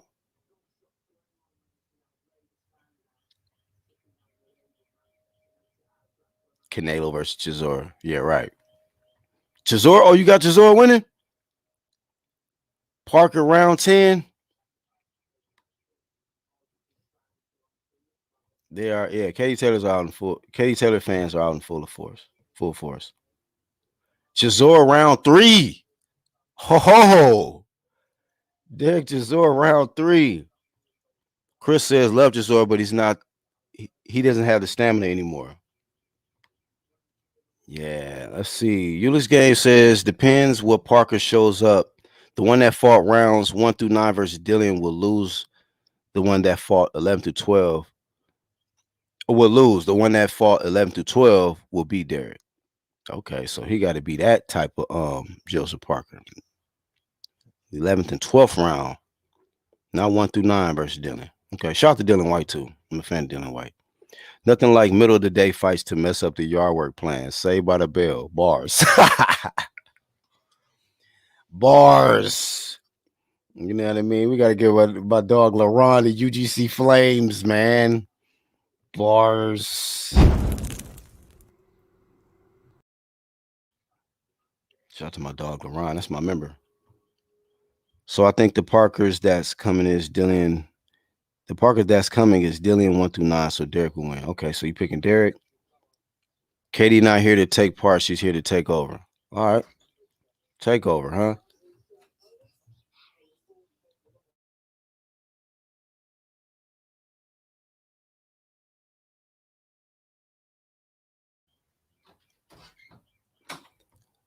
Yeah, that mower can wait. Yeah, man. Let the grass wait for these fights. Okay. What's going on, bruh? Oh, man. I hope this is a quick fight right here. They got Campbell Hatton. Is this Ricky Hatton's brother? I could have sworn Katie Taylor was right after this. So this is Campbell Hatton versus Levi Dunn. Both out of England. One Campbell's from Manchester. Levi is from Prestwich, England. Both 5'5". Both weighed in at 135.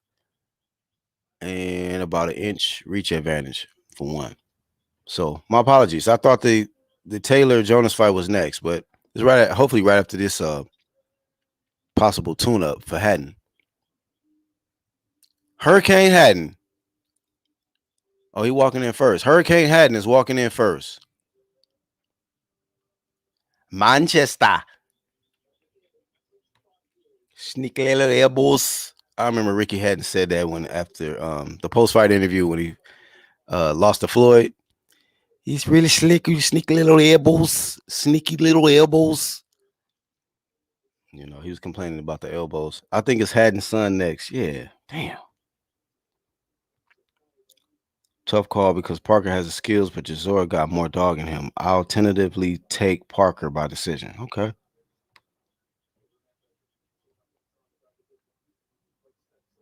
Yeah. All right. Shout out to Lisa for that. Yeah. So y'all ride with the Horsemen. Y'all ride with the UGC. One more fight before we get to this Katie Taylor versus Natasha Jonas. But good thing is y'all got your predictions in, most of y'all. And hopefully this will be a quick fight. LaRon said that's his clone, not his son. Okay.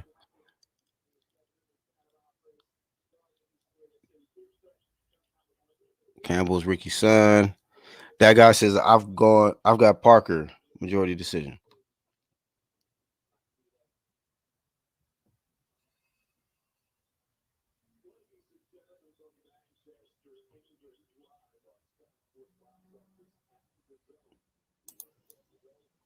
He looks just like his dad. Wow. I ain't really look at him. Yo, I'm black. I'm back. All right, for sure. We got Sporting. Going to do the live commentary. He do look like his dad. Damn. Yeah, he does. I believe this is his second fight since getting signed on with Hearn and them. But okay.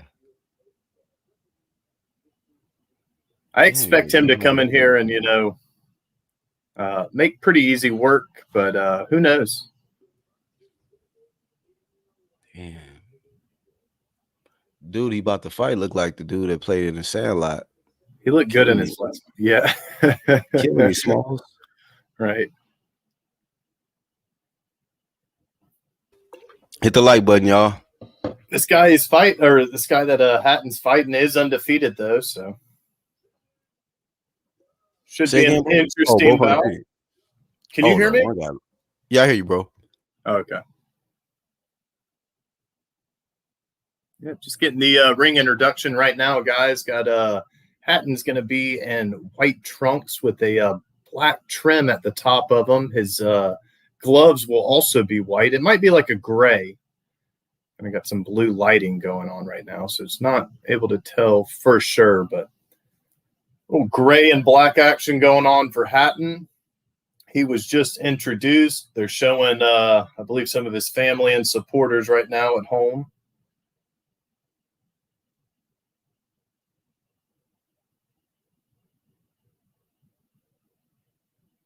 What was the what's the other guy's name? Black. I don't know if you remembered or not, but I'm about to he's pull it so up right new. now. Yeah, he's so new. Hang on. It's Dunn. Okay. Levi Dunn. Okay. Levi Dunn. All right. All right. And this is the start of round 1 here. Now Levi Dunn comes out and he immediately lands a jab to the body, but he does get tagged with a jab from Hatton immediately. Both men exchange left hooks and miss. Both men are coming out firing at the gate. Now Hatton's on the front foot. Nice jab upstairs from Hatton. A big left hook upstairs from Hatton. Now Dunn goes downstairs with a little left hook and a big right hook upstairs, but he gets tagged with a left hook from Hatton. Again, Hatton's hand speed's very quick. Another nice jab to the body there from Hatton. Hatton again with the jab upstairs. On this front foot, Dunn tries to get inside. He does land a nice jab there. Searches out with a little bit of a lazy left hook. Now, left hook to the body, but he gets immediately tagged with a left hook from Hatton and one to the body, and then immediately sends out a jab afterwards. Another left hook from Dunn. Follows up with a 1-2 and goes downstairs with a 1-2. I don't believe it landed, though. Another overhand right there from Hatton lands. Doubles up on a 1-2. Both men getting tangled up in this clinch here, and both men exchanging right hooks to the body with each other. All right, ref separates immediately straight out the gate. A left hook upstairs from Hatton. A left hook downstairs. Big right hook downstairs. That's Dunn missed a big right hook upstairs. Now another jab from Dunn does land. He gets tagged with an overhand right there from Hatton. Very good work out the gate from both gentlemen. Another jab downstairs and a big right hook downstairs for Hatton's able to land. Okay, so Dunn tried to turn him, but Hatton just showed that he was the stronger man. Said, no, get over here, and swings him back around in the center of the ring after the separation. Both men exchanging jabs. But man, that was a stiff jab there from Hatton that lands. Now another right straight lands for him. Now Dunn's looking to be a little bit outworked now. Nice jab from Dunn lands to the body, but 2 right hooks to the body, and now a big left uppercut and a left hook to the body from Hatton. Okay, so Dunn comes forward with a 1-2 and follows up with a hook that misses. He gets tagged with a right hook to the body there from Hatton. Hatton doubles up on a jab upstairs. There's another jab upstairs. Now Dunn comes forward with 2 jabs, but gets tagged with a left and a right hook downstairs again from Hatton. Again, Hatton's still on this front foot. Another right hook to the body is able to land for Hatton. Kind of get tangled up, separate, meet in the middle. 35 seconds left to go. Okay, nice left and right hook there from Dunn land. Now Dunn goes downstairs with another left hook, but he gets tagged with a big left hook from Hatton and a right hook, and now right downstairs. Nice little jab there from Dunn's able to land upstairs. Now in this clinch again, Hatton's very active, sending those left hooks to the body. The ref finally steps in and says, separate, boys. 10 seconds left to go. Nice little jab to the body there from Dunn. Missed with that overhand right because Hatton peppered him with a jab of his own. Kind of tangled up right here on the ropes. Ref separates them. That's the end of the round. I don't know. That's kind of a close round, but I would say that Hatton did more work for me. Yeah, I was kind of in and out. I was trying to get all of this together because I wasn't prepared for this fight. So I'm trying to get all that situated. But from what I was seeing, it looked like Hatton got the better. I mean, Hatton's quick, man. His hand speed is phenomenal. He's coming in. He's shooting in very well. Getting a little tangled up with Dunn a few times, but I think Hatton won that round pretty easily. He's the better boxer so far. This is a 4-round fight between the two youngsters. Hatton looking very composed in his corner. He's taking instruction very well. Gets up. All right, this is the start of round 2 here. Dunn and Hatton meet in the middle. Now Dunn comes forward with a nice jab, and now another jab downstairs lands for Dunn. Doing well out the gate here, Dunn is. Now Hatton's trying to send that jab out, and so does Dunn right to the midsection. I don't believe either one of them land. Now a nice jab to the midsection lands for Hatton. Now Hatton's backing him up. Nice little left hook to the body does land as Dunn was trying to circle away, and now Hatton lands another jab to the midsection. Dunn is circling out of this well, but a nice double up on the jab and an overhand right there from Hatton was able to land. Big left hook and a big overhand right just landed for Hatton, and now Dunn kind of tries to clinch up here, gets tagged with 2 big left hooks to the body as he does it. Hatton's on this front foot. Another big jab lands for him. I don't know why Dunn has his hands down. He needs to put his hands up because Hatton is teeing off on him. Nice little right hook there from Hatton. A big left hook from Dunn. Misses. Nice jab there from Dunn as Hatton was coming in with a right hook. Nice jab to the body there from Hatton. Ooh, big right hook landed upstairs there for Dunn. Hatton's been on this front foot. Nice jab there from Dunn lands, but he gets answered to the 1-2 from Hatton. Now Hatton's got him circled into the corner, going to town on that body. Big right hook, big overhand right, big right straight there from Hatton. And now the ref kind of separates them. Maybe saw they were too tangled. I think Hatton could have worked out of that. Dunn lands a nice little jab to the body, but Hatton comes straight forward with 2 jabs upstairs. Another nice stiff jab upstairs there from Hatton. Dunn sends out that overhand right and follows it up with a leaping left hook that was way off the mark. And now Hatton's starting to close in on him. Big 1-2 and follows it up with a left hook. Now Dunn's getting really battered here right now. Gets backed up with a big right hook and left hook to the body. Bounces off the ropes, though, and comes in with a jab. Another jab lands for Dunn upstairs. Now sends a overhand right to the body and immediately gets tagged with a right hook from Hatton and has to clinch up. Ref separates him. There's 52 seconds left to go in this second round. Ooh, big overhand right landed there from Dunn as Hatton was a little bit lazy on that jab. Kind of made it. He's trying to follow up on it. Now Hatton comes straight forward. Seems to be a little bit mad. Big overhand right, and immediately Dunn wants to clinch up. Big right hook to the body. Big left hook to the body there from Hatton. Hatton's very, very energized right now. Big left hook. Big right hook. Goes downstairs with another left hook, and, Dunn's holding on. He's just pressing up against him, trying to push him to the other side of the ropes. Ref separates him. Now Hatton comes forward. Nice jab upstairs. Dunn goes downstairs with one. I don't believe it landed. Big overhand right there. Landed for Dunn. Big left hook landed for Dunn. But, ooh, huge digging body shot there from Hatton. Was able to land, and Dunn kind of turns his back to him, and he gets tagged with a left hook to the body, and now immediately clinches up after that. Gets kind of hit upstairs with a hook. He says it was back of the head. I don't believe it was. That's the end of the round. I think that was a very clear round for Hatton there. I think Dunn's doing well, but he's not able to throw as much. Yeah, He's not being as beat active. to the punch, and you can just tell that Hatton's the cleaner thrower today. Mm-hmm. I will say that Hatton's he is getting caught with a few shots, and we could say that it speaks to his chin, but he doesn't seem affected by it at all. But you'd like to see him clean that up just a little bit. He's just leaving himself open a little bit there, but so far it's been all Hatton.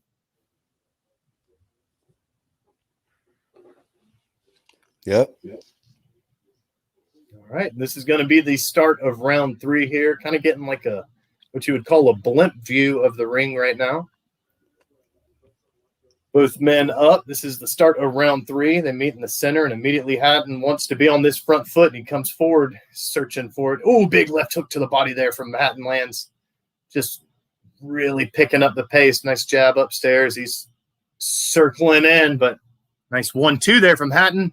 Now Dunn kind of tries to do some footwork, kind of like a Roy Jones move right there, but I don't know if he needs to do that. He's not winning right now. He's trying to duck and weave out of these shots from Hatton. A big left right hook, and now right hook to the body. He goes down.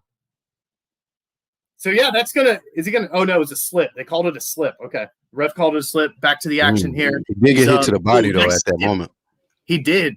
Nice stiff jab from Hatton. Now, again, Dunn's just like walking forward and holding him, and now Hatton gets a little bit upset and throws him off, and the ref warns him about it. Hatton sends out that jab straight afterwards. Nice jab to the body there from Dunn lands. Ooh, big overhand right there from Hatton, and Dunn shakes his head, but immediately clinches. Big left hook upstairs, big left hook downstairs. Okay, so Dunn's on his back foot here. Ooh, big, just straight right hand there from Hatton lands. Big left hook. He's in the clinch. Dunn is holding his hand here, ref. Come on, tell him to let his hand go. Okay, so now Hatton's complaining to the ref, and I don't know if Dunn's going to survive this big left hook again to the body. And again, Dunn just comes straight forward. He does land a nice little right hook, but they're just wild, and you can tell he's getting battered right now. You can see some swelling from the right eye of Dunn right now. Big left hook to the body. Another left hook from Hatton lands. And, big overhand right from Hatton. A nice left hook as Dunn was leaping in. Catches him upstairs. And now Dunn's just clinging onto his hands. Okay, ref separates him. Hatton on this front foot. This is some incredible pressure here from Hatton. A nice jab and a 1-2. Goes downstairs with a right hook, but Dunn does circle out of the way well. Now Dunn lands a nice jab and a nice right straight of his own. Big left hook, but he gets tagged with an overhand right there from Hatton. Now Hatton, nice left hook downstairs. Now, big overhand right, just barely missed. Nice left hook to the body again from Hatton. A big right hook upstairs. Hatton is just teeing off on this guy. Big 1-2. Now he goes downstairs. Now comes upstairs with a right hook. Dunn looks like he is just out. He doesn't even need to be in there right now. He's just hanging on to him. He's not throwing very much right now. He's in bad shape. He doesn't have his guard up. Another jab upstairs there from Hatton. Hatton sends out a jab. Now, Dunn tries to come forward with a hook, but big right hook. And now Hatton misses a big left hook that actually spun him around. Another stiff jab there from Hatton. Immediately, Dunn goes to clinch up with him. Ref separates with, big right hand lands there from Dunn, but he gets tagged with a right straight from Hatton, and that's the end of the round. My goodness, Dunn took a beating in that round. Hell yeah. Hey, I'm gonna say this, man. Before the fight started, Levi Dunn was looking young. He looking like an old ass man now, man. This dude hadn't beat this man to an old man. At first when he was, he had his hands down, he was starting to do, some of the I guess you just call it the Eubank Jr. Strut nowadays, but my goodness, he did not need to do that and immediately got punished for it. They're showing Chisora right now. He looks as lethal and dangerous as ever. He looks like he's going to come in here and it might be an early night for Parker. Oh, crap.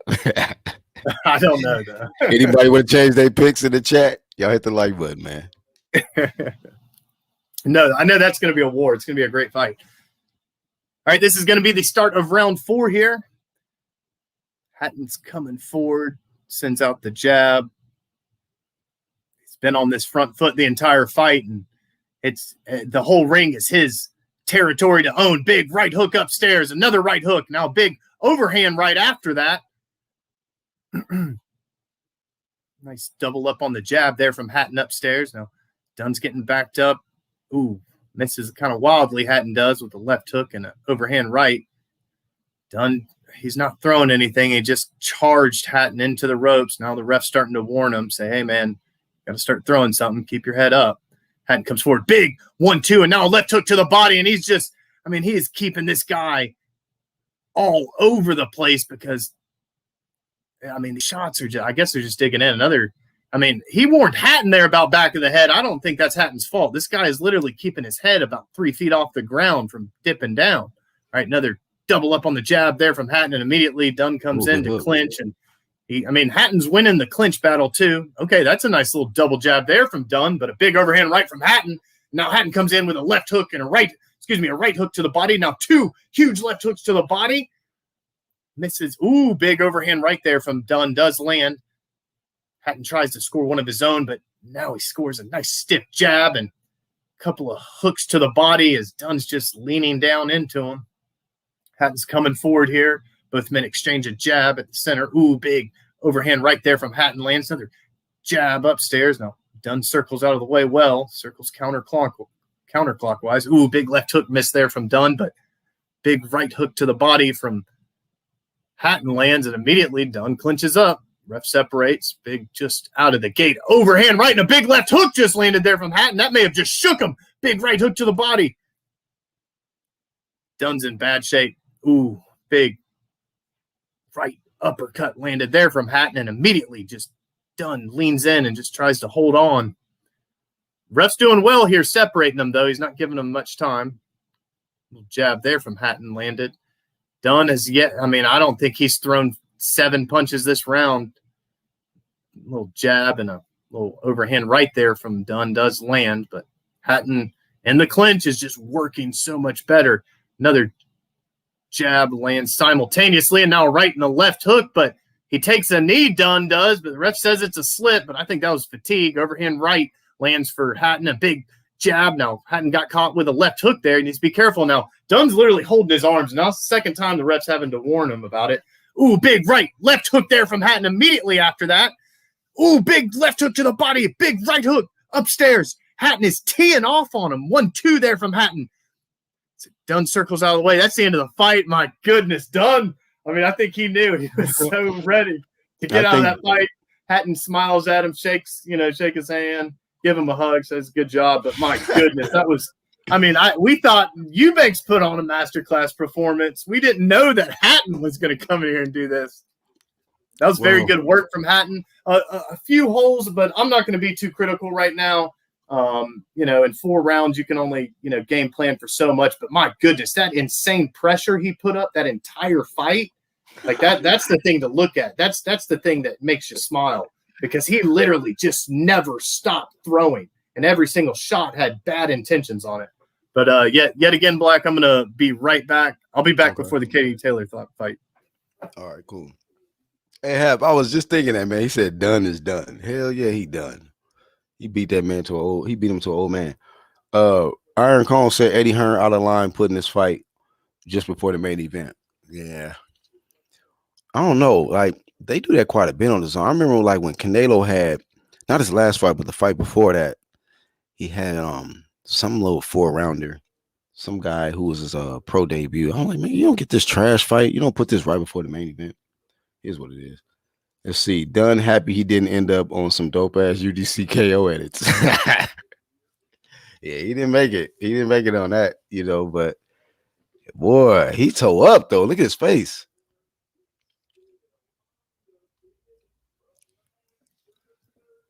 So Ricky Hatton's son, Campbell Hatton, wins the fight. I guess it was unanimous, but Hurricane Hatton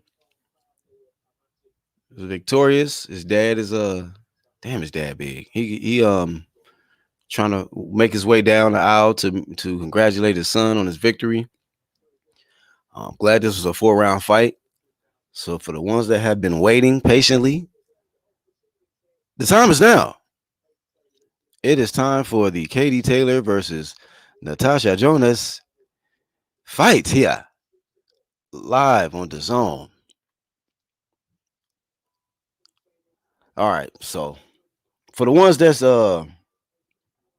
just coming in, be so kind, hit the like button and give us your predictions.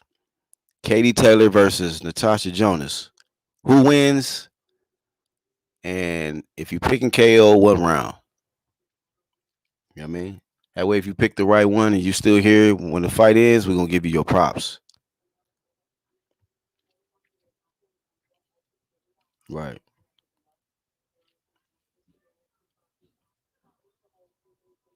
Waddling down the aisle, right, Iron Cone? Got nacho cheese on his fingernails and all kind of stuff. Man, shout out to Katie Taylor, man. She got some real supporters, for real. They come out for Katie.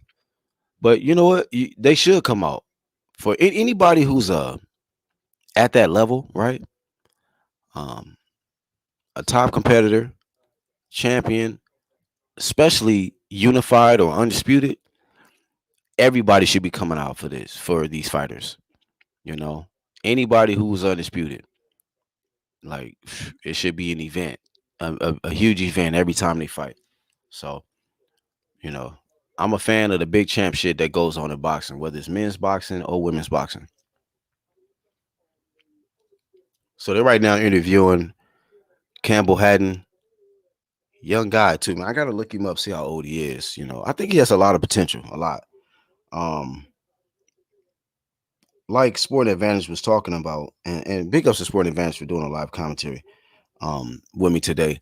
But just like how he was saying, not really too much criticism you can give him, and how much of a game plan can you come up with for 4 rounds. But he just did what he had to do.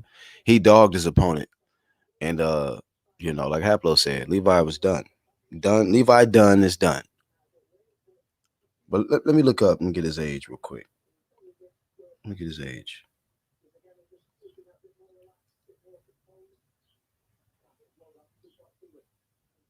Campbell Hatton.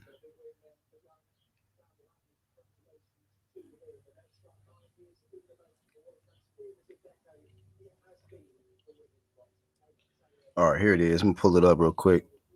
So that was his second victory. So shout out to him. Back-to-back opponents with losing records. So his first opponent he fought was Jesus Ruiz, who was 0-10. And his second opponent was the guy he just fought, whose name is Levi Dunn, who was 0-3.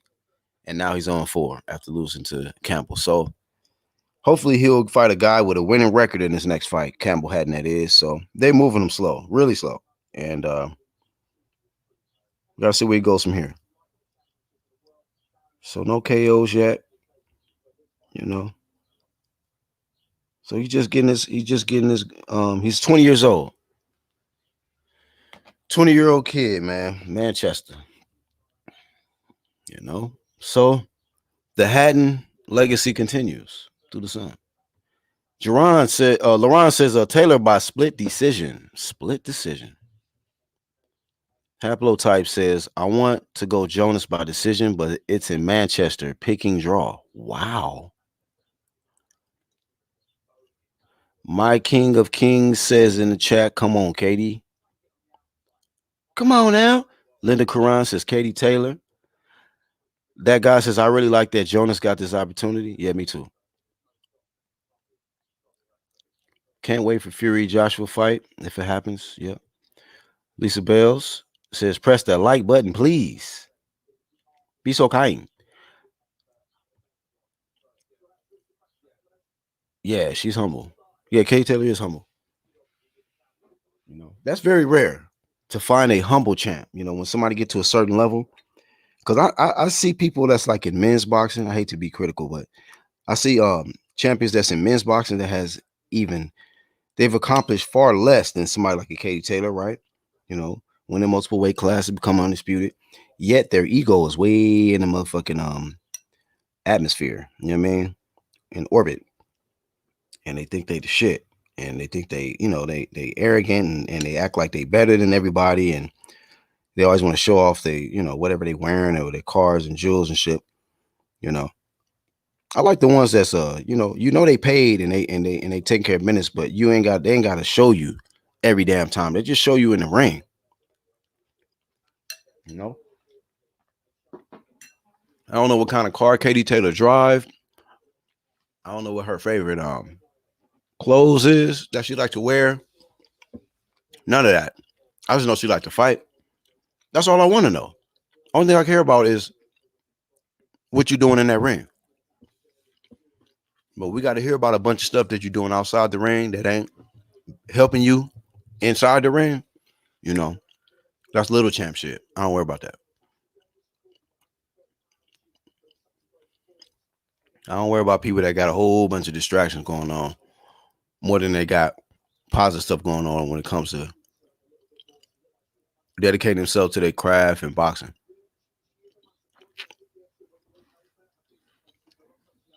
All right, y'all. We are almost at showtime for this fight to happen. For all the belts.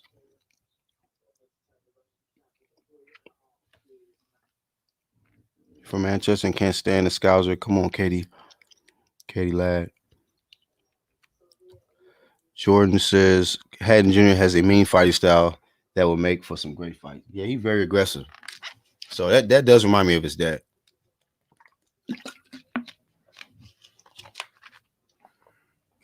So he does have his dad's aggressive come forward style. I think his dad is definitely more skilled, but he's young. So he got to work on some stuff.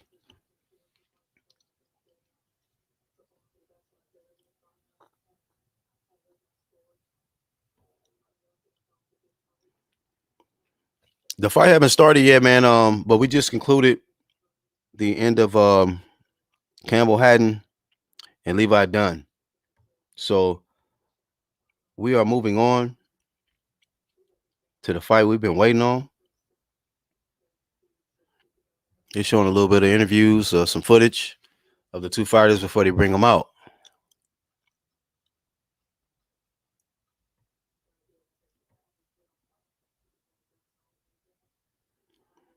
You see, he said I hate boasters. Yeah, man. A lot of people will spend more time boasting about what they got more than actually putting in the work in the gym.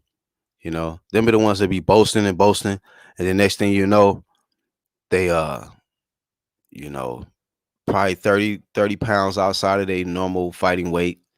Then they gotta go on a fat camp and all kind of silliness, man. So hit the like button. We got 90 watching. Hit the like. If you're new, go ahead and subscribe.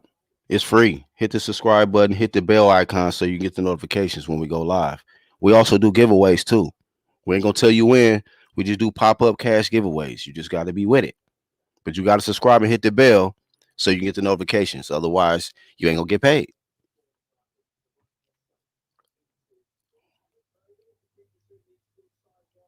Should be starting here the next. They're doing a tell of the tape right now. Joseph. Tell of the tape. Should be okay. Natasha Jonas. Here she comes. What did it say? Missed something on her oh, Miss Great Britain or something? Okay, Miss Great Britain. Aaron says, what's up, Aaron? He says Kate win on points, Parker win by KO. Subscribe, hit the bell, Aaron. Hit the like button as well, man. Thank you for your predictions, bro.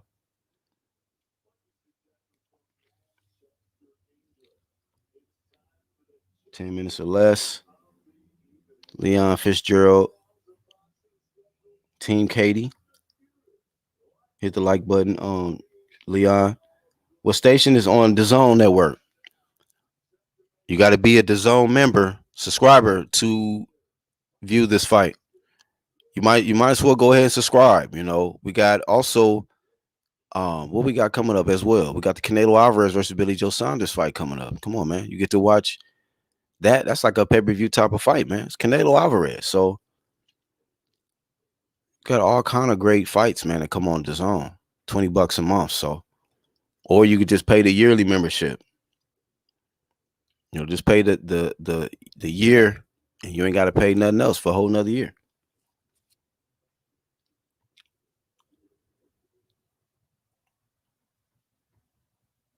Steve Gavin says, Katie, 5th round KO. Thank you for your prediction, Steve. Please subscribe, hit that bell icon so you get the notifications, and hit the like button. Thomas Marley, what's up, man? Says, got a bet on for Katie to win round 3. Damn, you betting for the KO? Or just betting for the win? Because I don't know if she's going to get the KO. I'm picking her to win. I favor her to win, but I don't know about the KO, bro. So, we'll see. But subscribe, bro. Hit the bell icon. Hit the like button for me. Thank you for joining us. And thank you for your prediction. So, we got, here she is. Natasha, this is her moment. Yeah, what's up, man? What's going on with you? So here she comes. She looks very focused. Natasha Jonas looks very focused right now.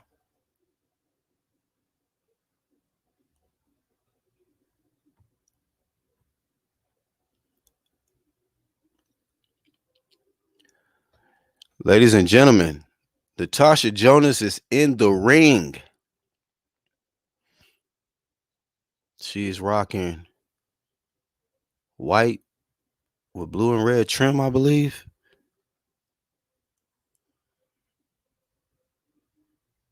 She looks very, very relaxed, very calm, composed. That's very, very important in boxing. You got to keep your composure. You know, be very relaxed. This is going to be the biggest fight of her career. Where the Natasha Jonas fans at? Where y'all at in the live chat? Where is the Natasha Jonas fans at? I know Katie Taylor fans here. Y'all thick in here, but where the Jonas fans at? Any of y'all in here? Any love for Natasha Jonas?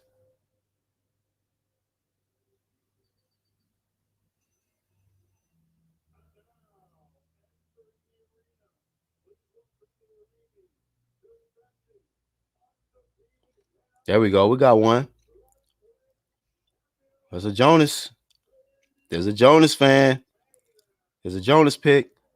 Oh, there's another one. Jonas to win by stoppage. Lisa says she likes them both.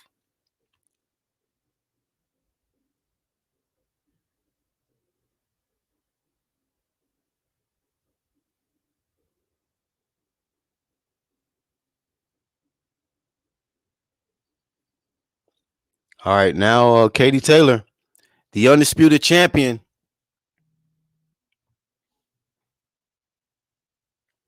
She is making her way with all of the straps. Katie Taylor is making her way to the ring. She's got black and gold on the back of her robe. Says Katie Psalm 18. What's Psalm 18 for you biblical peoples? What's Psalms 18? What that mean? Skipped a lot of Sunday school, so Jonas is not a has-been. Oh, look at that. Jonas by UD. It's about to start now. Katie Taylor walking in. Ronan, what's going on, man? Subscribe, hit the bell icon. Please hit the like button. It says, let's go, Katie. Let's floor this chump. You got it by knockout, Ronan? Let's see. 9th round KO for Jonas. Katie too good for Jonas, says Tim. What's up, Tim? Subscribe, hit the bell, bro. Hit the like button. Haplo likes Jonas. Aaron Cone says, so much it has been they had to rob her against Harper. Y'all disrespectful. Oh, yeah, nah, she not a has been. Nah. If she earned her position to get this fight. She's religious. Yeah, I mean, I understand that. I just want to know what that means. Psalm 18. If you know. That guy says a draw. Gloss says only because Irish can't see it. Thanks for letting us hear it. Oh, y'all can't see it out there? All right, man. Thank y'all for joining the UGC. Make sure y'all subscribe and hit the bell. Anytime they don't air it out there, we got y'all. And I got my boy Sporting Advantage to back me up for the live commentary. He's gonna be with me momentarily, and I appreciate him because he come through and he lace it and it be lit every time. You already know. But make sure y'all hit the like button, man, so we keep it lit. Let's keep it lit, man. Hit that like button. Okay, shout out to my King of Kings says Psalms 18 is the Lord is my rock. Okay, so Katie Taylor got that on the back of her robe. Katie Psalm 18. So she coming in there with backup. You know what I mean?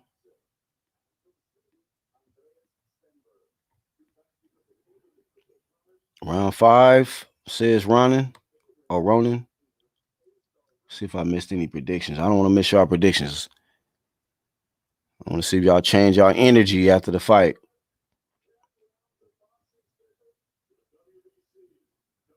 Fight is not over, Sion. Just grab a seat.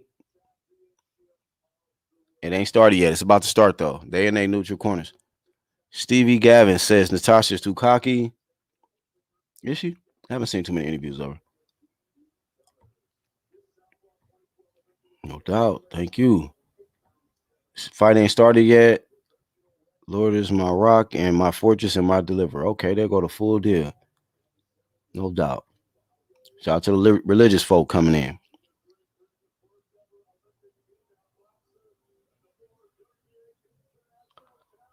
Once again, we will have live commentary from Sporting Advantage. Blessing us with the commentary for this great event, this undisputed matchup. All the belts on the line. They just announced Natasha Jonas. And now for the champ. Somebody said round 1 Taylor. Yo. You ready for this? Here we go. Ready. All right. So, yeah, we got Katie Taylor looking very, very cool, calm, and collective right now. She's going to be in an all-black attire. It's going to have some gold lettering with her name on it on her trunks and matching gloves to go along with that. It's going to be a little bit of gold and predominantly black gloves for Katie Taylor right now. But any final changes from you, UGC? No, I'm gonna go with the champ. I got Katie Taylor by decision. I'm Okay. gonna stick with that. Yep. All right, Katie Taylor with the decision. I've heard, or I saw a few people in the chat. They said something about maybe even a stoppage for Katie Taylor. We'll have to see how that plays out for her. I've seen stoppage from both sides, so it's kind of that's true. mixed. Now Natasha Jonas is also going to have a black glove with some gold trim on it, but she is going to be in a white top and trunks, a little bit of red on the trunks. They're getting everybody cleared out of the ring right now. Ref signals to both people or both ladies and says, "Do you want to fight?" They say they do. This is the start of round one.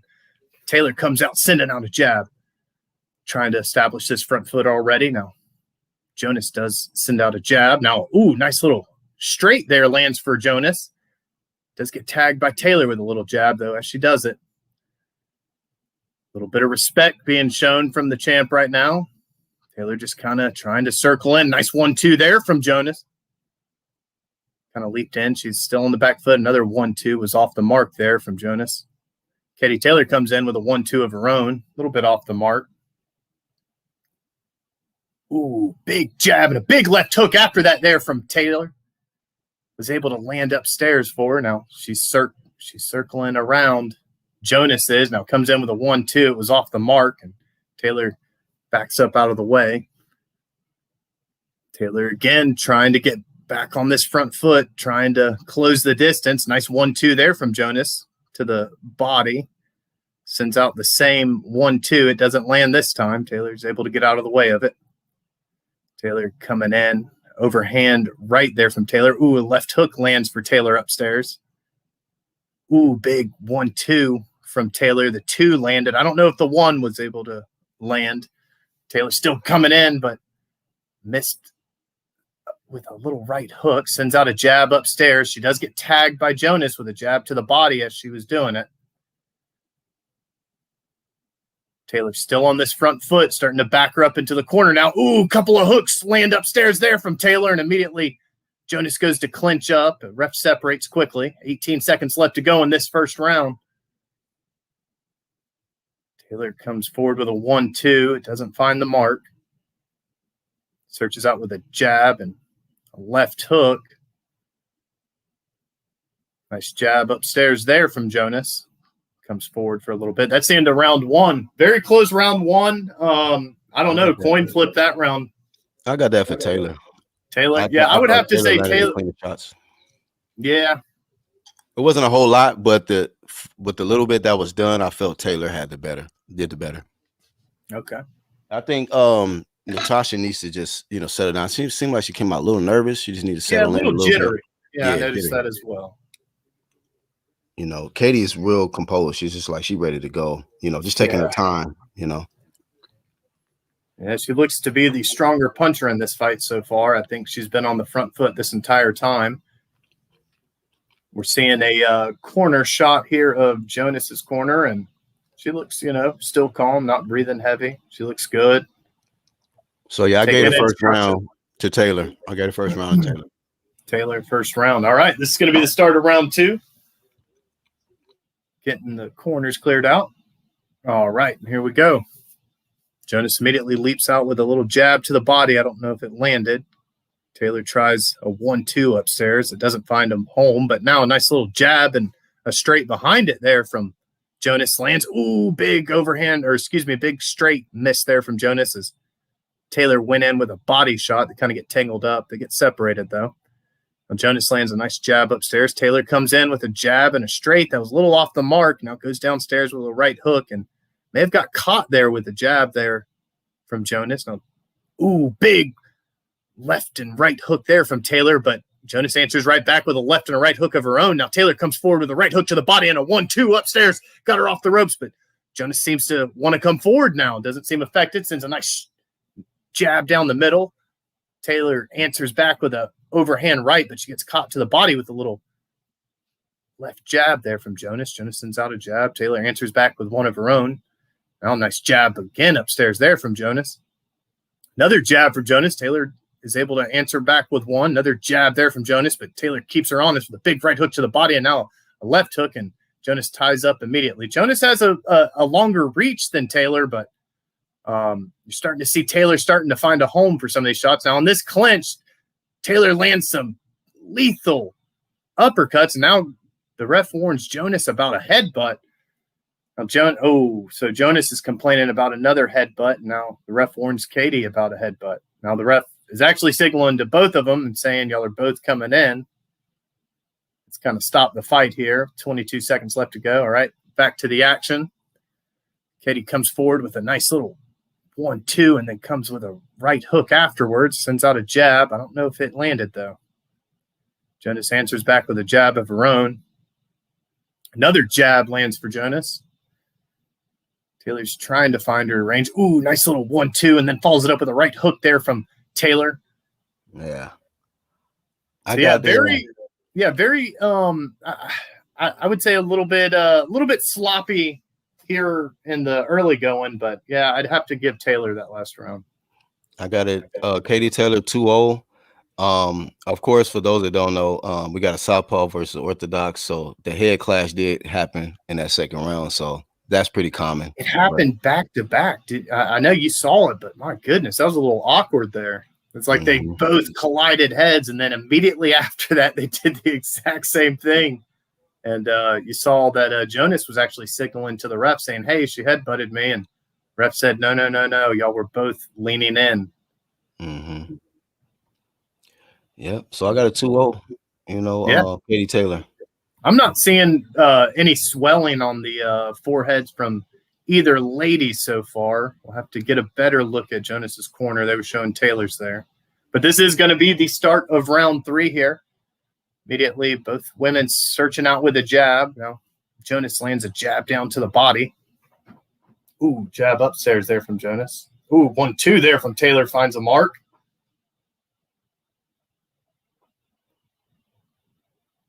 Taylor a little bit wild with that right hook. Ooh, big one left and right hook there from Jonas, but immediately Taylor clinches up with her and starts nailing her with some right hooks here. Starting to get dirty a little bit. Yeah, you saw that. Taylor did not like that exchange and immediately comes forward right after that. The ref separated with better round for Jonas. Now Jonas comes back with a nice little straight and then a right hook to the body. Now a little 1-2 and a right and a left hook from Jonas. Now the right hook misses. Now big jab and a right straight there from Katie Taylor was able to land. They're both in this clinch. Now Jonas is fighting back in the clinch. Couple of hooks, but now Taylor's going really digging shots to the body. Left hook and a right hook to the body. Jonas little kind of like keeps her at bay with the jab and then sends that straight upstairs and now kind of clinches up, circles her over to the ropes, finally gets separated here. Nice jab at the end of that there from Jonas. Jonas again with the jab.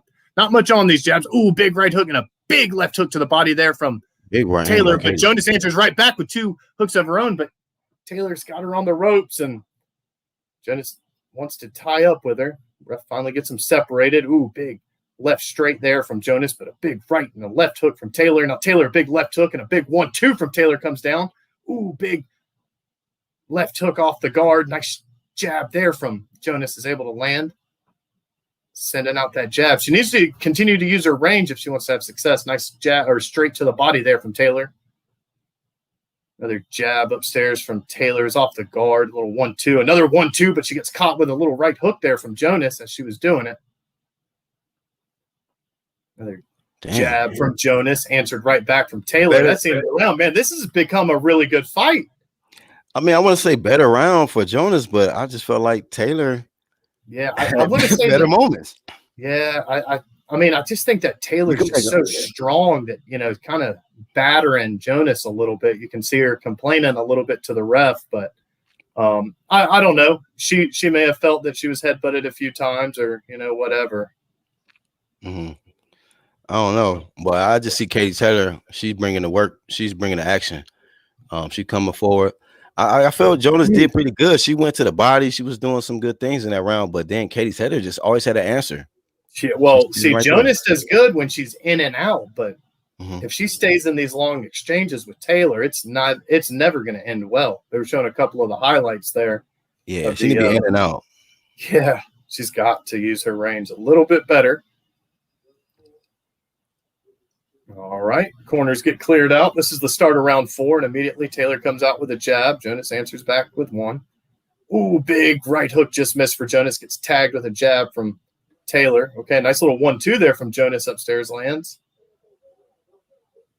Taylor trying to come forward. Ooh, nice jab there from Taylor as Jonas was coming in with a 1-2. Nice jab from Jonas at the end of that. Taylor was able to throw a jab. Nice 1-2 from Jonas. 2 was to the chest area.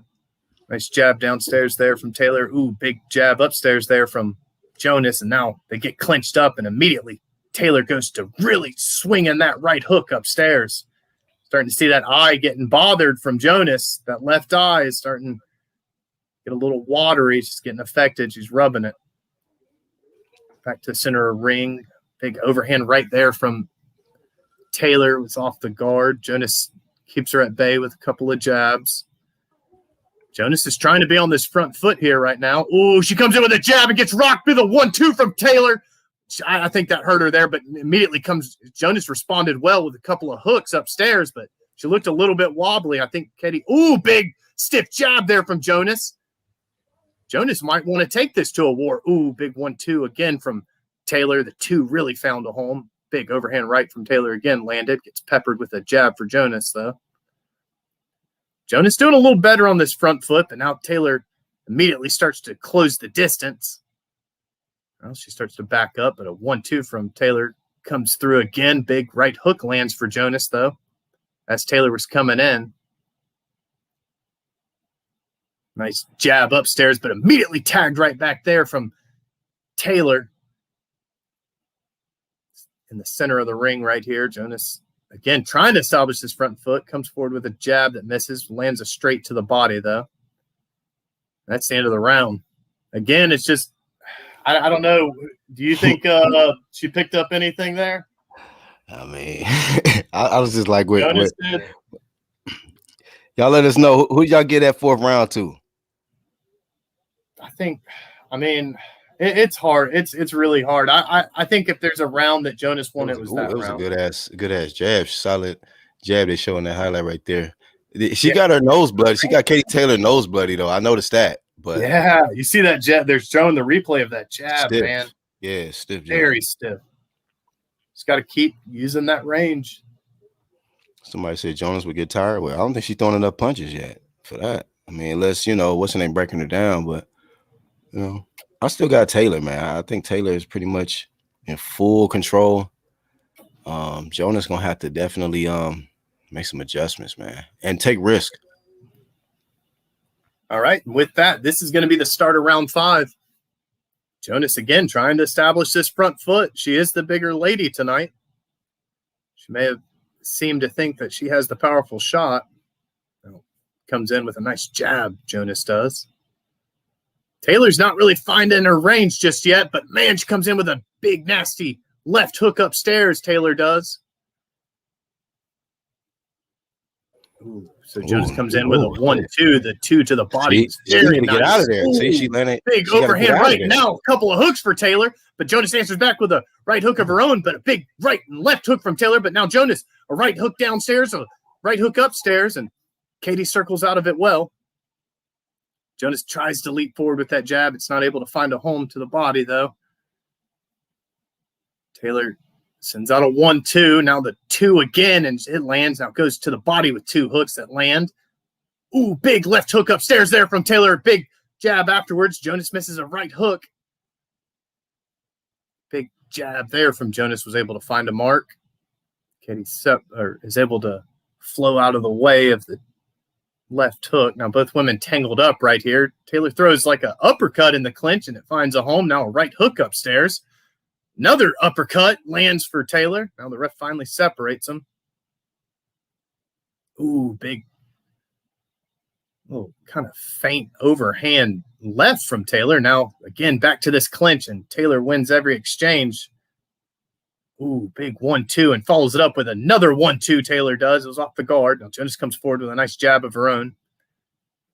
Nice, big jab and a right straight to the body there from Taylor. Now Jonas tries to pull out that jab. Little straight miss for Jonas at the end. They're tangled up right now. Ref saying work out of it. Neither woman really did anything. That's the end of the round. I don't know. I think that quickly became back to Taylor. I think that was Taylor's round for me. I got a 5-0, man. I think Jonas getting blazed. I think she's just getting blazed in this fight. I think the fourth round she won just because she was using her range well, but there you started to see Taylor close that distance, close the gap where that range wasn't as effective. And she was starting to time her. Man, and you can see. You can make an argument for the fourth for sure. Yeah. Yeah, and you can see when they get in this clinch, though, it's just Taylor battering her. Yeah, she and does not need to be that close. Jonas, like we talked about in the previous round, like she needs to get in and get out. When she stays there, then Katie Taylor able to rack up her points, like and counter her. She needs to just land her shots, get up out of there, regroup, fight off the jab, and get back in there, in and out. But she's keeping allowing Katie Taylor to get them shots back. That's right. This is the start of round 6. Immediately, Jonas coming forward with a jab. Got a little bit more of a pep in her step now. She's starting to close the distance. Got Taylor kind of backed up into the corner. Nice jab again. Tries to follow it up with a right hook. Big 1-2 there from Jonas, but Taylor answers back with 2 left hooks upstairs of her own, and now Jonas gives up ground, and they're back to the center of the ring. Big 1-2 from Katie Taylor. Big couple of hooks. Now a 1-2 and a right hook from Jonas, and a big left straight downstairs for Jonas. Both women tangled up again. May have been another headbutt. The ref said something to Jonas about it. They finally get separated here. Big 1-2 from Taylor. Straight down the pipe. Taylor's starting to come forward now. Big left hook land there from Jonas. Missed with that right hook, though. Or excuse me, that left hook. She landed the right hook. Big 1-2 from Taylor, and then 2 left hooks, and now a right hook. Or excuse me, now Jonas comes forward with a right uppercut and a right overhand that may have rocked Taylor as she got turned there, but Taylor immediately answers back with a left hook and an overhand right. Now a big 1-2 from Taylor as she got tagged by a jab from Jonas. Jonas, big left hook to the body, but gets answered with a big right hook upstairs from Taylor. These ladies are going to war right here in the 6th round. Taylor sends out a 1-2. Jonas backs up out of the way of it. Jonas sends out a jab of her own. She's circling around Taylor. Now jab there from Jonas upstairs. 27 seconds left to go in this 6th round. Another jab, doubles up on it. Right hook again lands for Jonas. Taylor comes forward, didn't like it, a 1-2. Now she's got her on the ropes. Big right, left hook, a big 1-2 again from Taylor lands, and Jonas ties up. The ref separates her. Has another word with her. 10 seconds left to go. Nice jab there from Jonas lands. Another jab lands for her, but Taylor comes in with a 1-2 that missed. Missed a right hook at the end of that. That's the end of the round. Man, oh man.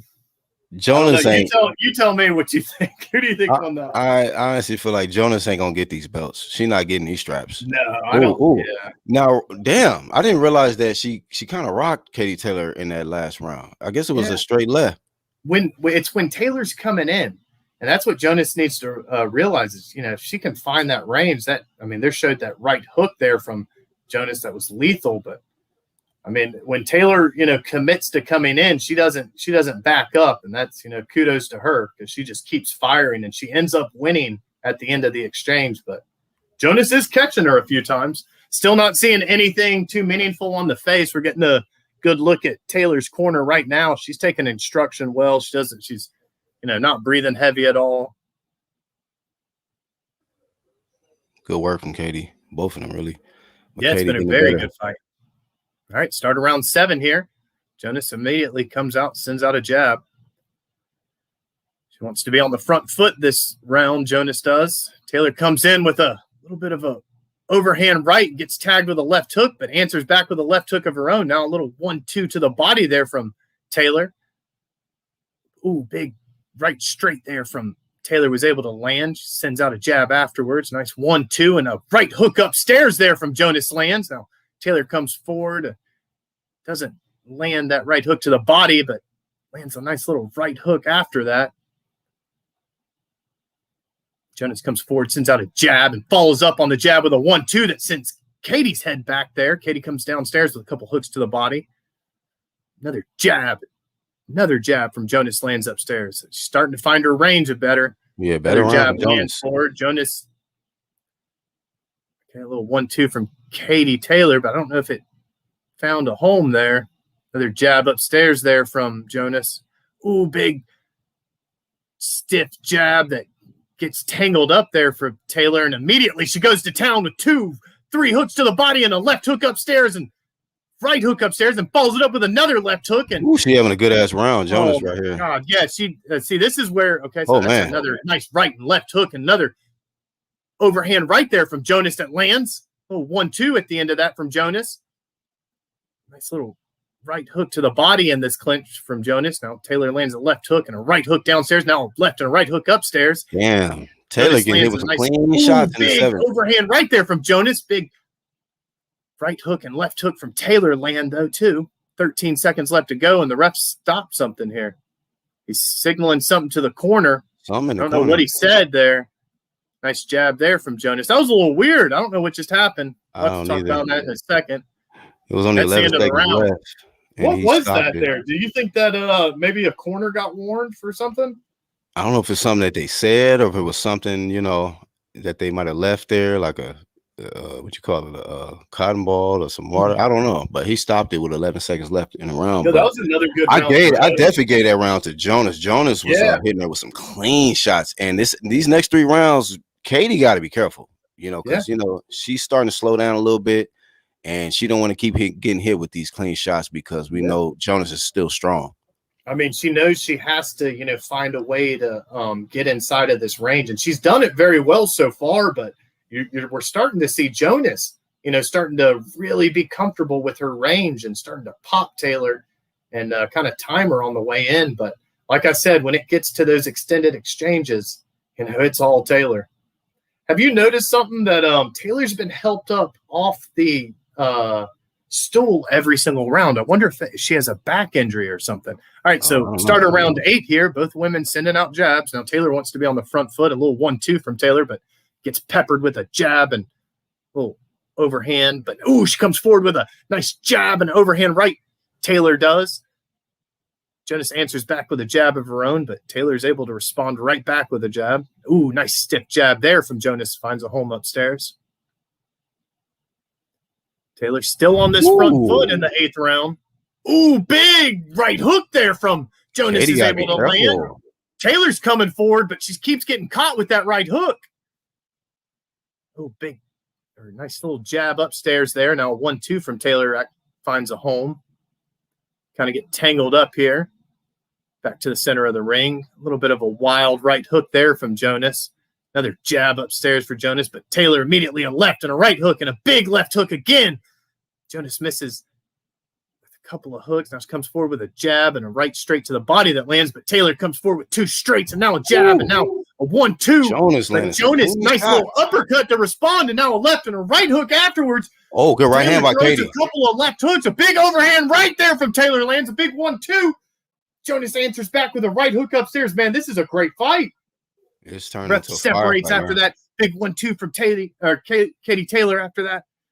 Nice stiff jab there from Jonas. Big left or big right hook there from Jonas. Taylor's able to answer with a little jab of her own, but she gets caught there with another jab from Jonas. Big right and left hook there from Taylor. Find a mark. Nice jab upstairs again from Jonas. Starting to try and be on this front foot. Comes forward. Nice jab. The straight was off the mark, and they get tangled up here. They get separated. Jonas comes forward with a jab. Katie lands a jab. That was a close round. I got to edge that to Jonas. It was a close round, though. That was a close round to me. Yeah. And it was some clean shots that Jonas was landing. Taylor was landing some clean ass shots too. So I don't know how the judges gonna score that round. I gave that. I slightly favored Jonas in that round because I think like she had more moments overall in the round. So I did get that round to Jonas. I gave her the last 2 actually. Yeah, I don't have a problem with that at all. I think she did very well, but again, these past 2 rounds have been a literally just war, man. They have been going back and forth. These And it's a ladies war. are laying it all on the line. But, yeah, I don't have a problem with that at all. Jonas looked very good. And like I said, she's starting to find her range. She's starting to actually, make Taylor pay for coming on the inside. Facts. Like Apple said, she's landing cleaner. Now she is landing cleaner. So y'all hit the like button. Thank y'all for tuning in. Subscribe and hit the bell. All right. And with that, this is going to be the start of round 9 here. Jonas comes forward with a nice jab upstairs. Looks like Jonas wants to be on this front foot, but ooh, nice jab. And now, ooh, big right and left hook there from Taylor, but she gets tagged with another jab from Jonas. Another jab and a 1-2 from Jonas. Now, ooh, big left hook there from Taylor. Just found a home upstairs.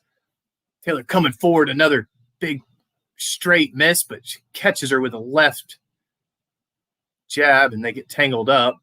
Ref separates, big 1-2 again from Taylor, doubles up on the 1-2. Jonas sends out a jab afterwards. Jonas sends another jab, big 1-2 from Taylor, but some of these 1-2s are off the guard. Ooh, nice little straight to the body lands there from Jonas. Jonas on this front foot. Nice jab. Another jab from Jonas lands. A 1-2 from Taylor. The 2 found a home. Sends out the same 1-2. Now Jonas peppers her with a jab to keep her back. Now 1-2 follows it up with a right hook. Jonas does. Another right hook lands, but now a right hook from Taylor really kind of rattled her there. Ooh, big 1-2 from Taylor as Jonas misses a right hook afterwards. Taylor immediately comes forward to right and left hook. Big 1-2. Now they kind of get tangled up here as Jonas was able to land a little bit of a left hook. Jonas still on this front foot, though. Coming forward. Nice jab, but Taylor immediately comes forward. 1, 2, 3, 4. Jab, hooks upstairs and jabs afterwards. Jonas comes forward with a 1-2, but Taylor looking like she's seeming to be the fresher lady right now. But now both ladies are tangled up. Ref finally gets them separated. Nice little good work from Taylor. straight there from. All right, Jonas. Now Taylor's dodging out of the way of some of these long rangy shots. I gave Nice that round jab to the champ. upstairs. The champ won that round. I gave that round to the champ. Yeah. I think Taylor won that round as well. I think we saw Jonas starting to get a little sloppy. Saw that 1-2. You saw a lot of these 1-2s. Like Katie she likes to start in with this 1-2 and immediately come in with some hooks. And they're starting to really affect Jonas, starting to mess her up here. Sorry, I'm watching some of these replays. But this has been a great fight, man. Goodness gracious. Yeah, it turned to a great fight. The speed of Katie Taylor has been bothering Jonas all fight, too. She's just been quicker to the punch. And she's throwing more punches for sure and landing more. Axel said she got it in the bag. Katie got it in the bag. Yeah, she just got to win this round. And, I mean, yeah, she got this fight.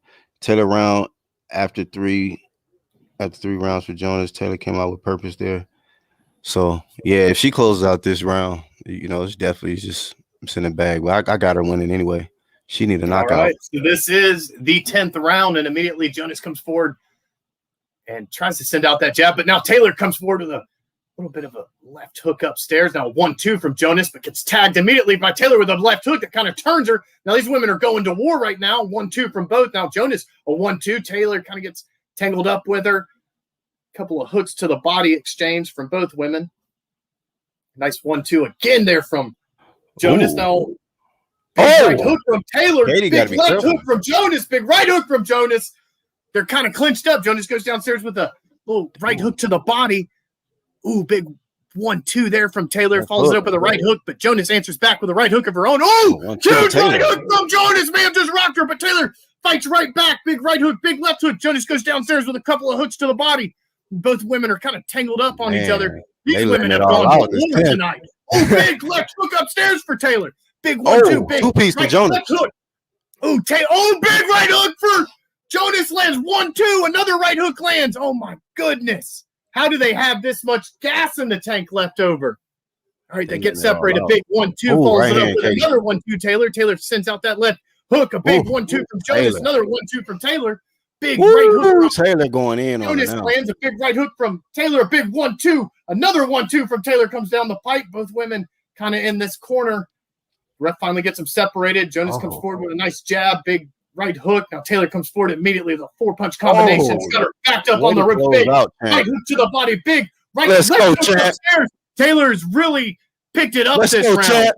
He does not want to lose this fight. They Oh. get separated. 15 seconds. Another 1, Look 2, at 3. Taylor. Another Look at the left champ. hook, right hook. Another right hook upstairs. Man, Taylor's going Oh, to town my on Jonas. Got her on the ropes. That's Jonas how you trying to close it sit out. on anything, but Taylor's just nailing her with 1-2s and right hook. Hey, Katie Taylor That's the closed end of it the out fight. like a champ, I couldn't man. even call all those shots, man. That was impossible. Taylor really, I mean, geez, you talk about giving it, your all. Taylor did it right there. Katie beat her up in that But last hey, round. this I was, ain't gonna man, cap. this was an excellent fight. I've got to go get some water real quick. No doubt. This was a great fight. I'll be in the chat. Give me 1 second. No doubt. Hey, big ups to everybody tuning in. Definitely Katie Taylor won this fight. She definitely won this fight. I think I gave Jonas 3 rounds. I gave her 3 rounds. Katie Taylor was quicker to the punch. She was busier. She was more accurate. Jonas did have moments. She did rock Katie Taylor. I want to say about 3 or 4 times in this fight that I noticed. But every time I seen Katie Taylor come back throwing more vicious punches. And in that last round, she closed the show. She didn't even have to do it like that. She could have just boxed, on the outside and, made sure she didn't take any unnecessary risk. Katie Taylor took a lot of risk in that last round, that 10th round. And she got hit with a lot of clean shots. And it just brought the dog out of her. And I got to give props to Katie Taylor, the undisputed champ. She is a dog. You know what I mean? Not only is she a skilled boxer, she is also a dog. She showed that she can take a solid, clean shot from Natasha Jonas. And I mean, she didn't leave it. She left no doubt at the end that this was her fight. So shout out to everybody that made their predictions, everybody that tuned in. Doba says it's funny how you can tell who's Irish or not in the chat. I can't tell, man. All I know is just boxing fans in the chat. So big ups to y'all, man. I want to say flame of fame to everybody in the live chat that kept it litty. You feel me? Flame of fame. That's what we do on the side. We do flame of fame or flame of shame. So we're gonna give you guys the honorable mention in the live chat, flame of fame. To the ones in the live chat that tuned in, all 500 of y'all watching, hit the like button, subscribe, hit the bell icon so you get the notifications. And flame of fame to Katie Taylor. Let me see. They about to read the scorecards right now.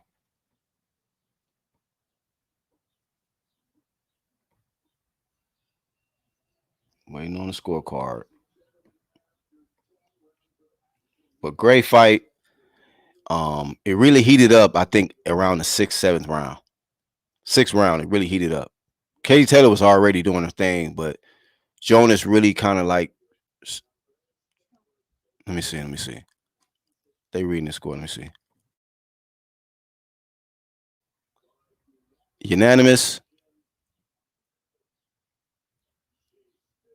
Still undefeated. Katie Taylor. Much respect. Good sportsmanship from Natasha Jonas accepting her defeat. And the winner is none other than Katie Taylor. Undisputed champion of the world. And still. Big ups, man. Big ups to Katie Taylor.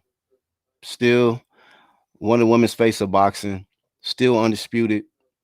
And still just proving that she is the best. One of the best in the sport of boxing today. Not just in women's boxing, but just period. Her skill set, her ability to take a good punch, come back, and just be a true champ. Aaron said that sounded like one of the most exciting fights ever, man. It was a great fight. For the ones that didn't catch it live, I can't wait for you guys to catch the highlights, man. Somebody say USA is dumb, but you listen to a USA live stream. So thank you for joining us, John. Thank you for joining us, man. Great commentary. Thank you, Patrick, for tuning in. Thank everybody that subscribed today. Thank everybody that hit the like button. Thank you, Kat Flynn, for tuning in. Appreciate you. Tim, thank you, man.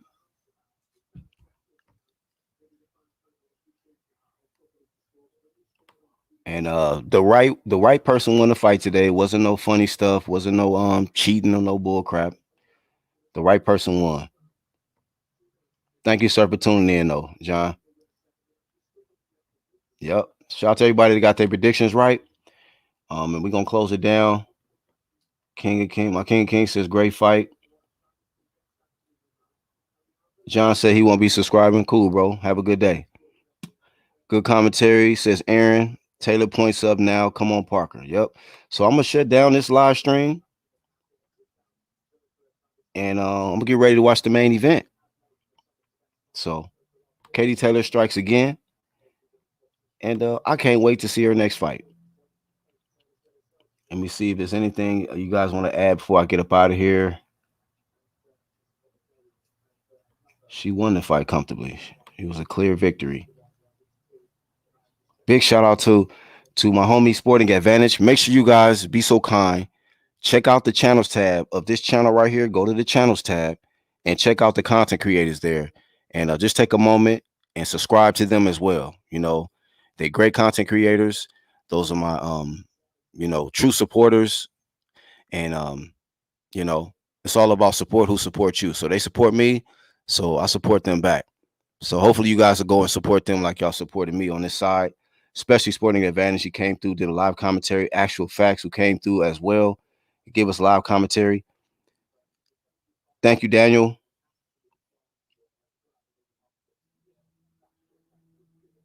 Okay, we got to see. But until then, I mean, yeah, there's some things I think Katie needs to correct, because she was getting hit with a lot of clean shots. And there was times where I feel like she should have just, been on the back foot. But, hey, she is who she is, and she got the job done. Don't let the doorknob hit you. Right. We ain't bothered by that. You already know how we do on this side, Lisa. Thank you, Kurt. And we out, y'all. Much love to the ones out there in the UK, everyone that's out here in America, everybody all over that tuned into this live stream. We are the UGC. Thank y'all. We out.